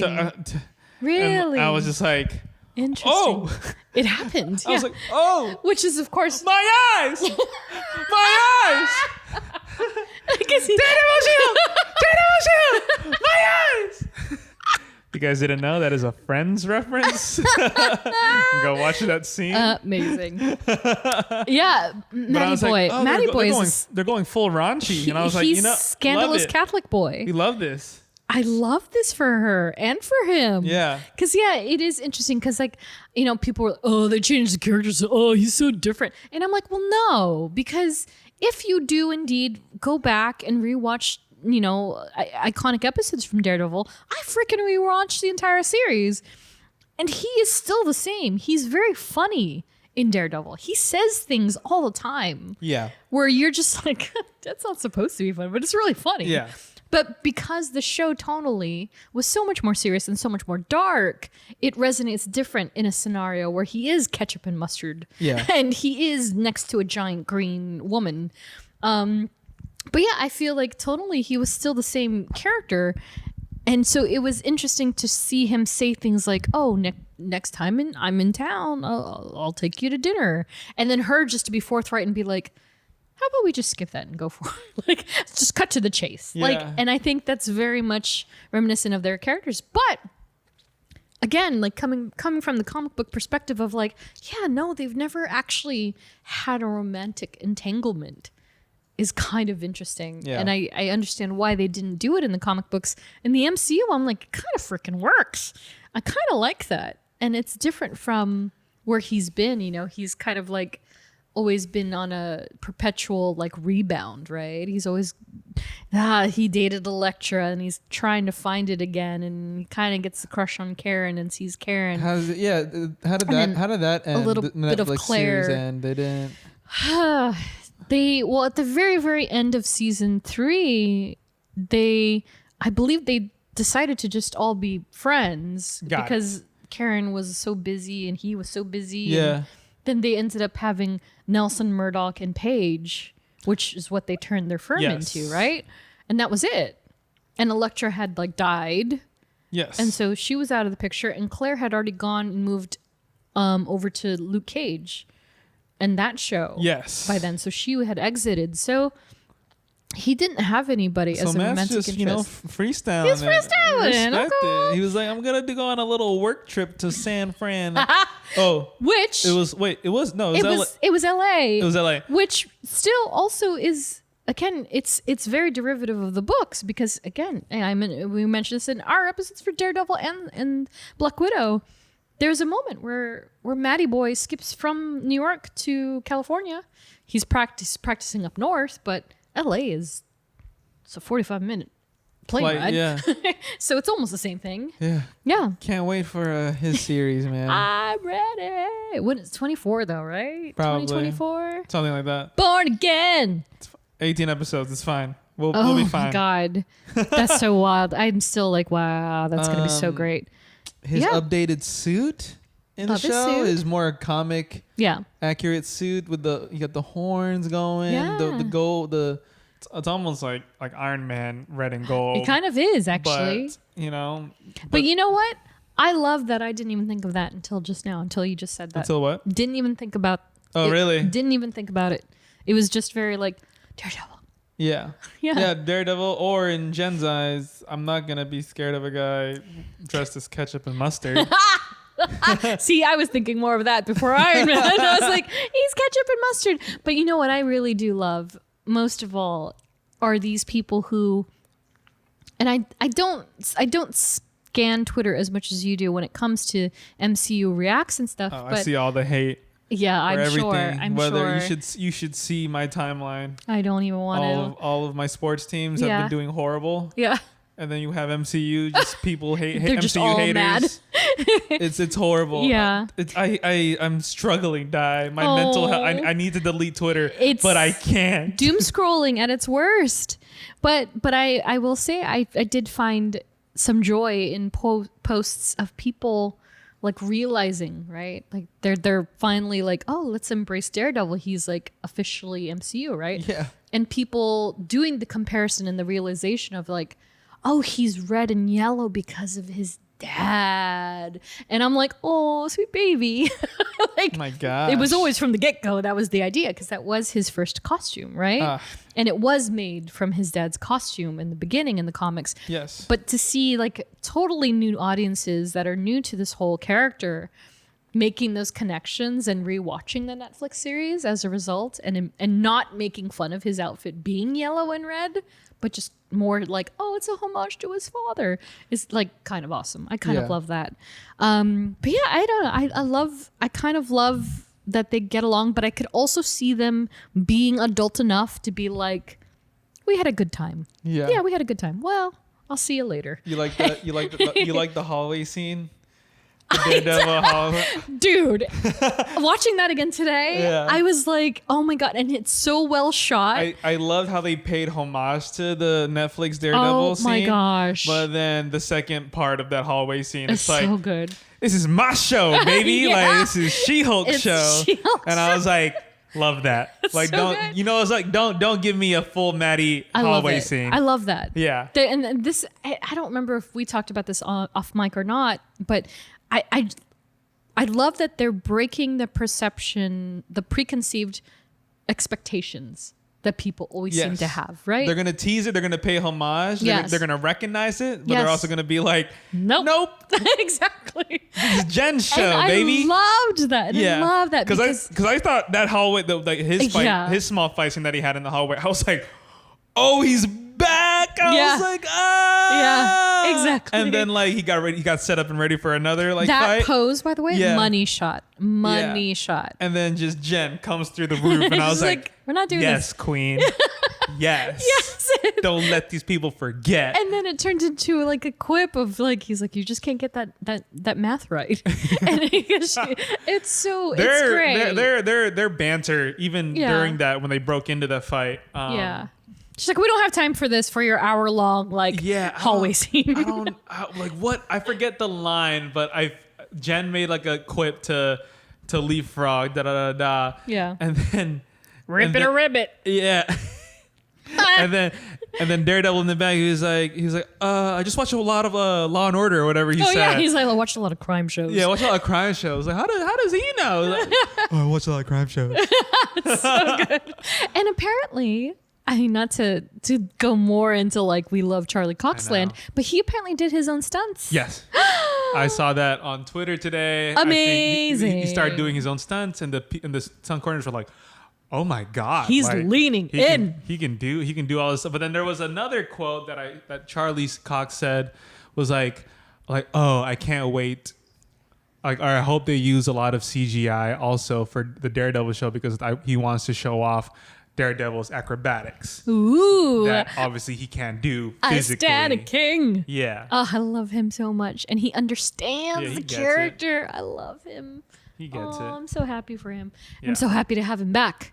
But yeah, so that's about it as far as She-Devil, as someone so cleverly coined on Twitter goes. We don't know how far this romance will go or if it'll even last longer than it did on the show, but it was a good pairing. I hope to see more of them fighting side by side together in the future. Maybe. And so that brings us to other versions and in other media. And so right off the bat, we got a listener comment from Instagram, Captain Cheese. Oh, my Caesar. guy. Hey, what's up? Who asks, did she ever have any kids? If so, who was the father? I tell ya, I feel like Caesar's in the know and he just wants to complicate your mental health. Because he knows how I'm going to He knows stuff, but he just wants to hear it out loud. He wants to hear it out loud, and I think he wants to hear your reaction to it. Go ahead. So are you ready to go down? Are you ready to go down this dark path with me, Jeff? I haven't looked at it, so go ahead. Okay. And so I put on my notes in bold capital letters, are you ready to go somewhere weird, G? So. Let's go. All right. Strap in. This is about to be crazy. So. On Earth 807128, most notable as the Earth introduced in Old Man Logan, where a majority of the nation has been overrun by supervillains, and the nation itself has been renamed America with a K. We talked about this, I think, in a Hawkeye episode. Yes. Bruce and Jen. Whoa. Unfortunately, and indeed, bred children. That's gross. And so it gets worse. So due to their unique physiology, because they're both Hulks, they can't reproduce with anybody else. No host is. Yes. The radiation kills from within Jen. Oh, that's okay. Yes, you see where I'm going with this. And so, but two Hulks together, no problem. Two gamma radiation, yeah. No problem. They're fine. So they were one another's only match for breeding offspring in this really dystopian, apocalyptic world. Sure. And as science would ensure, their children were not only laced with gamma blood, but inbred. And they were later known as the Hulk Gang. And so they're like scavengers. They become scavengers and like they use like an old Fantastic Four, like the Fantastic Four have this like very iconic ship, and it's made of 4 pieces that kind of unify. And so this Hulk Gang, and it's made of their children and grandchildren, and they all look hulky and they're all a little deformed, and they basically pick off of the earth, and they're crime bosses. They're like a gang. They pick on people. Like, did you pay your rent? You didn't pay your rent? All right, the Hulk Gang's coming after you. And so that's the role that they play in that universe. Wow. That dystopian universe. And they never actually mention what happens to Jen. thereafter, which is kind of weird. Like she just has the babies and somewhere she just interesting disappears. Now I'm wondering like how Scar came to be now. Yeah. Well, his mama. Oh. She's a beautiful Sicarian bald blue lady. I think she's blue, kind of like Nebula, but not. Got it. Yeah, it's interesting. But we'll see. We'll see if she's represented. I feel like if anywhere, they might bring them into Guardians of the Galaxy. So who knows, But that's it. She didn't have any other kids in any other universe. That's pretty much it. They're sadly of an apocalyptic world and inbred and. And so I decided to leave a much needed palate cleanser. She-Hulk also appears, as far as other versions go. She-Hulk also appears in a few cartoons, including her debut in Hulk, the animated series in 1996, voiced by Lisa Crane and Cree Summer. And so this was basically, we mentioned this very, very briefly in a previous episode that it was released after the success and impending demise of the then released X-Men, the animated series, as well as Spider-Man, the animated series, and concurrent with Fantastic Four and Iron Man. So it's this tiny, like sliver of the 90s where Marvel's just pumping out all these cartoons, and some of them were great and some of them were not so great. And She-Hulk was in a couple of those. And I think she was in the Spider-Man series as well, maybe an episode or two. So that was pretty cool. But with all that said, what is the future of this character in the MCU? And we actually got 2 questions or comments about this from Instagram, Vibranium Queen and Ariel Tima. What is something from the comic you want to see in a future episode? As well as, do you think She-Hulk will make a movie appearance? And so from the comics, I don't know. I just kind of feel like the series really, really did nail so much. I'd like to see more of Jen and Court, but like better at what she does. Because Matt mowed her down. Matt just obliterated her counsel. Yes, he just came in and was yeah. I'd love to see top tier lawyer Jennifer Walters, or She-Hulk, if you will. And you know what I gotta say, we're not talking about teams so much in these episodes because I just feel like they're so broad and so expansive that I don't like to bring them up as much. But for She-Hulk in particular, she does essentially lead A-Force at one point in the comics, drawn by my lovely friend Jorge Molina. She's very much at the forefront of that team. And so if we were gonna talk about anything and seeing her in anything from the comics, A-Force, for sure. I would 100% love that. But yeah, do you think she'll make a movie appearance? What do you think, Jeff? I mean, Kevin said at the end... Kevin or Kevin acronym Kevin? Kevin acronym Kevin. Yeah. He was like, I get a movie? He's like, no. Yeah, I know. That was so cute. She was so excited. In a movie? I mean, I like her in show form because it like we kind of got a little bit of it where like this season, it was 9 episodes, right? 9, yes. Yeah, but it's like every episode was different. Like a different... There was maybe one overarching... It was a very soft overarching storyline, though, because it just got shot down in the finale. Yeah, the intelligentsia. Yeah, but... Like the episode of, the shapeshifter, the shapeshifter... Runa, yeah.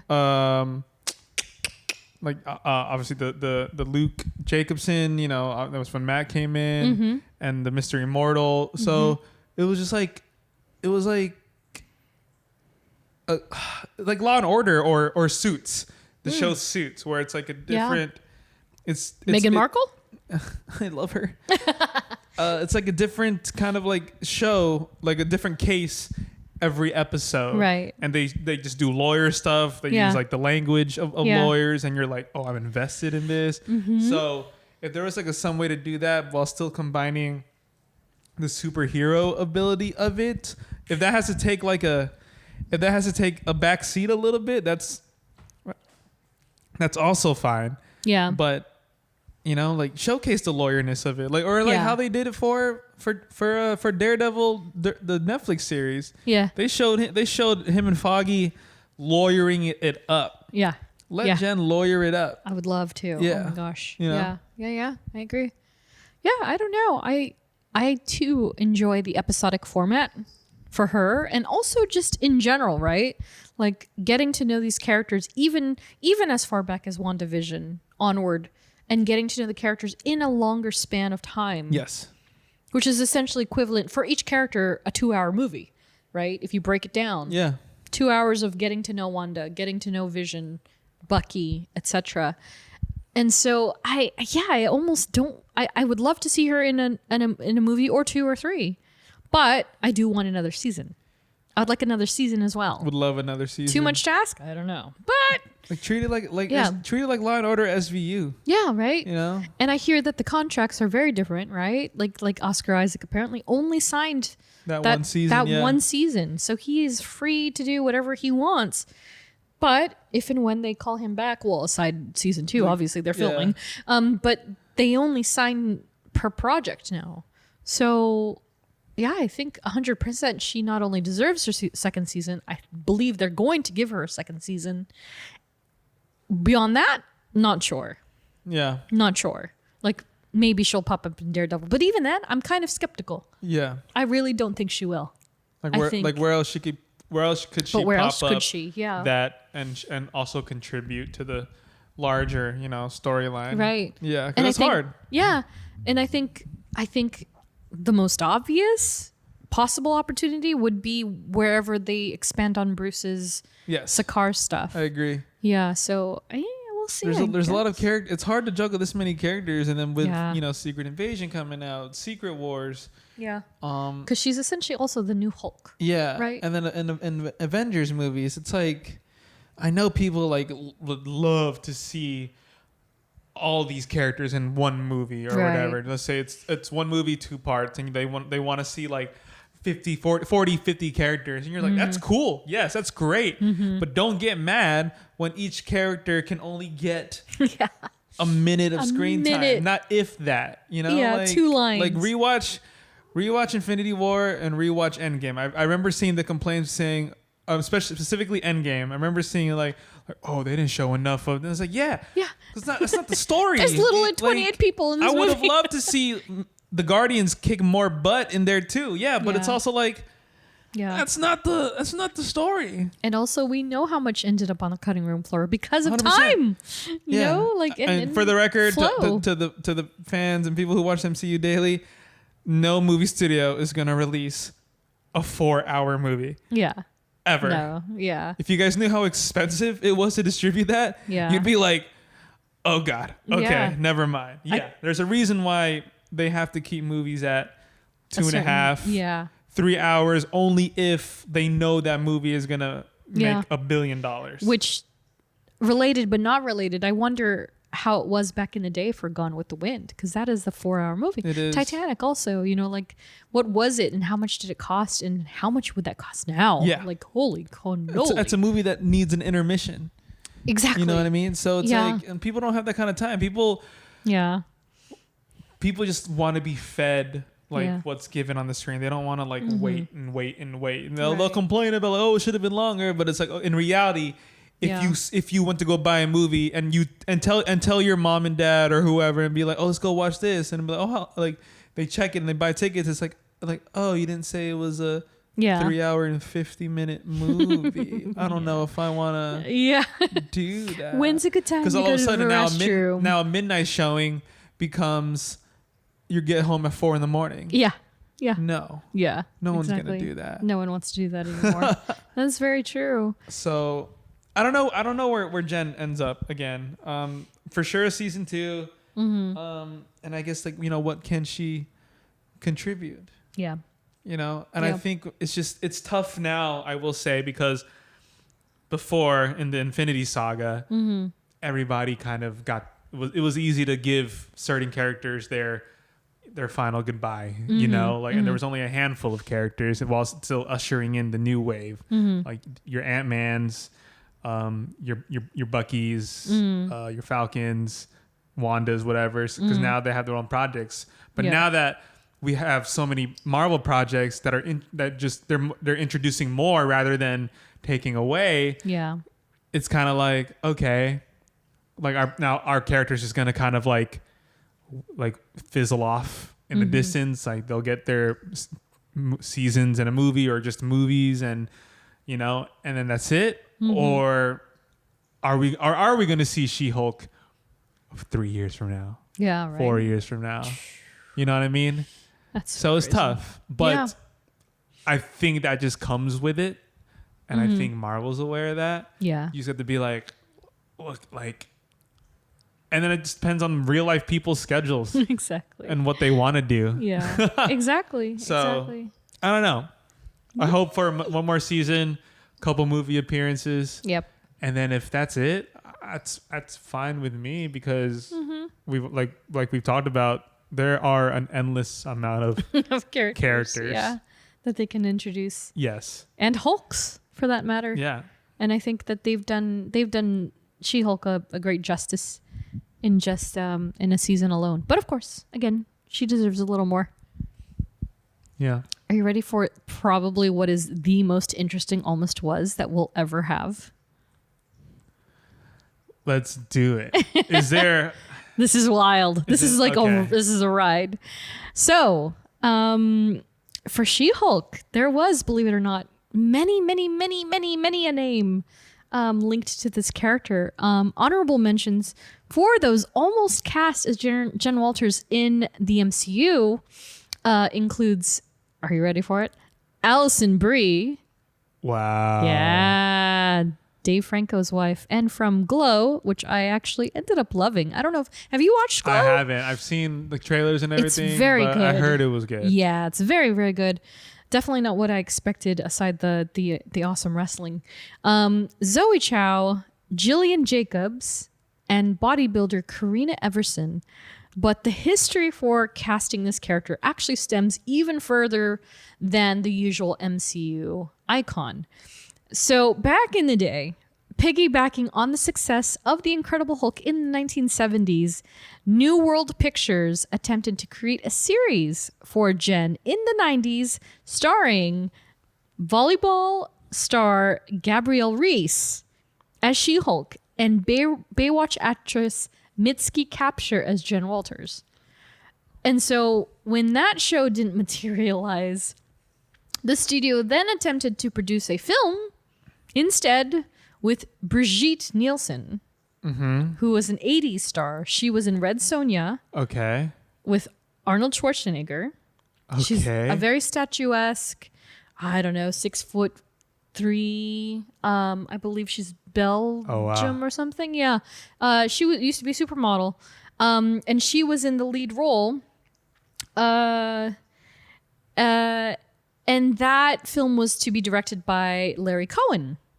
And so that production didn't take off. But they got as far as to produce a photo shoot of Brigitte Nielsen as She-Hulk. Oh. And I put Mamma Mia, because that's what she looked like in the 80s, 90s.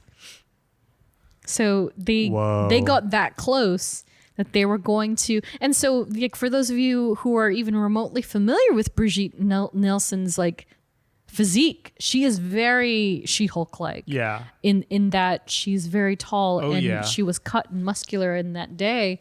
And so what they basically did was give her green hair and a green outfit, but she herself was human colored. So I was like, I don't know about that.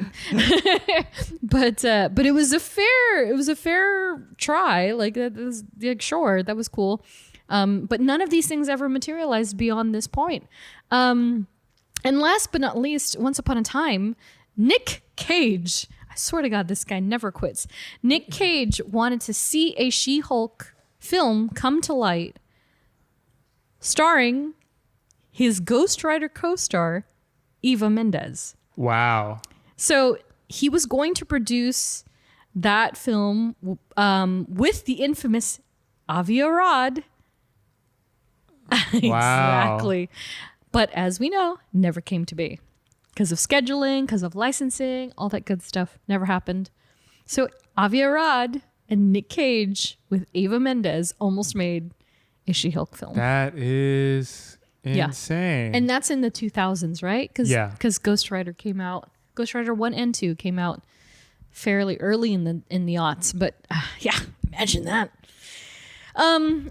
with that, I do have one last pop quiz for you before we descend into the end of the show. Tatiana is undoubtedly one of the brightest additions to the new MCU. Yes. What other known role was she notably auditioned for? Has she notably auditioned for in the Marvel Universe, but did not score? Oh, wow. So she auditioned for another character in the Marvel Universe, in the films. Who is it? My gut feeling right now, for some reason, just because I can maybe see it. Uh-huh. Jane Foster. Really? Yeah. Not Jane Foster. Okay. Sadly, not of the Marvel Studios universe. Oh, just Marvel projects. Marvel projects, yeah. Oh. Yeah.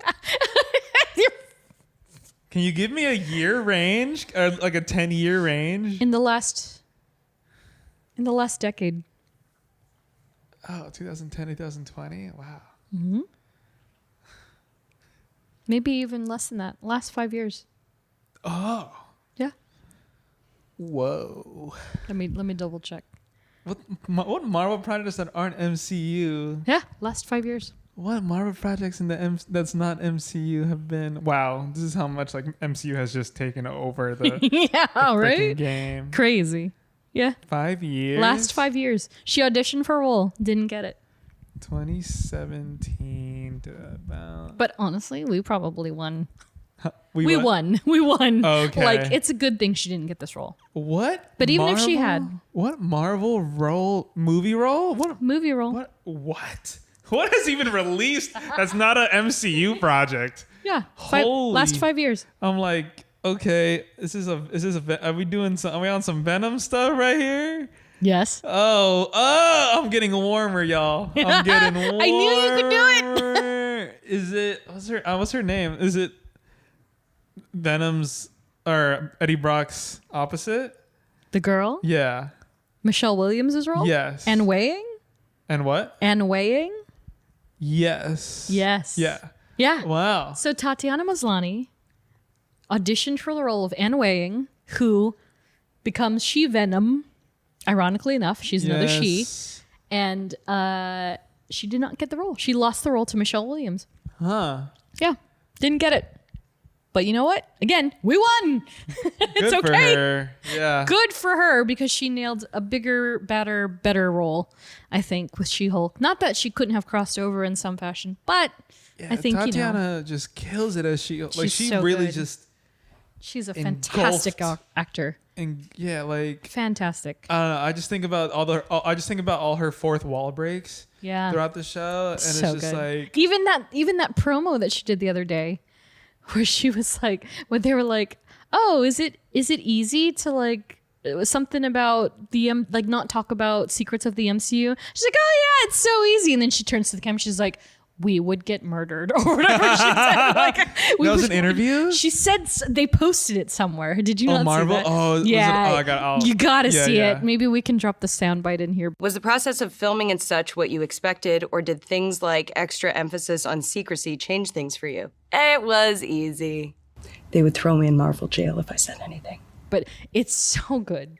And she's just so good. Yeah. Like, I can't emphasize better because, again, as somebody who's not at all familiar with her acting, or at least on a minimal scale before the series, I'm so utterly impressed by her. I'm just like, dang, dude, she knows how to deliver. She's funny. She can be dramatic. That's acting. She's so good. Yeah, she gets it. So yeah, she was almost Anne Weighing, which is so Crazy. bizarre. So finally, some suggested reading. I'm not going to go into detail too much because it's pretty cut and dry, but introduce yourself to the 1980s run of Savage She-Hulk. Start from the beginning, read about a year in, give it until issue 12 or 15. It's pretty good wrangle on the character, as well as the 2004-2005 runs of She-Hulk by my friend Dan Slott. Love him. Dan Slott, who is also returning to Spider-Man. Oh, is he? So he's going to be writing the new Spider-Man series very, very soon. And then the 2022 run this year by Rainbow Rowell, Roj Antonio, Luca Maresca, and my dear friend Rico Renzi coloring the books with covers by Jen Bartel.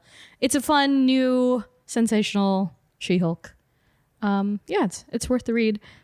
And so that's the end of the show. Hey. Goat. Greenest of all time. Yeah. The more we talk about She-Hulk, and now that we have the full project that's out there, I'm just like... What a way to like knock it out of the park for a lesser known, who is a lesser known, let's be honest, character. I remember the talk before the show even came out when the first trailer. Yeah. Oh my God. You guys they weren't even giving it a chance. Yeah. And then, sure, like Daredevil, this show brought, Charlie Cox back and Daredevil back, but I think you take Daredevil out, it's still amazing. Oh my gosh, yeah. Thinking about it back in San Diego, like sitting in that hall and feeling the energy of excitement. And then yes, of course, the surprise of like, whoa, Daredevil's back. Sure. But like She-Hulk herself in the way that even the supporting cast, all of them are solid. They're all amazing. All of them. Yeah. So good. The chemistry on the cast of the show was pretty top notch. Yeah, I agree. Yeah. Wholly agreed. So, thanks for listening, guys. Woo! So for our next episode, we're going to dive back into the world of Wakanda just in time for the film for Black Panther 2, the sequel, Wakanda Forever. And we're going to cover a fan favorite with M'Baku. So yeah, keep your eyes out, your ears peeled for that, coming soon. We are Groot. Salute to Katie, Melanie, Laura, Claire, Andrea, Nats, Robin, Joe, Liz, Ariel, the Arachnerd, Ed, Ashley, Tyler, Jenny, and Andrew. Woo! Follow us on social at STRKCNTRST. And if you like what you hear, review, rate, and subscribe. Rate it, subscribe, 5 stars. She-Hulk smash. Only 5 stars. 4 stars too, it's fine. Not 3 or 2, She-Hulk but 5. smash that 5. 5 stars. 5. Once again, thank you guys for listening, and we will catch you in the next one. Bye. Bye. The Marvel Cinematic Universe is known for its big spectacles and high-stakes plot lines, but it's often said that Marvel movies all end the same way. Wait, who's saying that? Perhaps this is a result of following some unwritten rule that you have to throw a bunch of plot and flash and a whole blood thing that seems super suspiciously close to super soldier serum at the audience in the climax.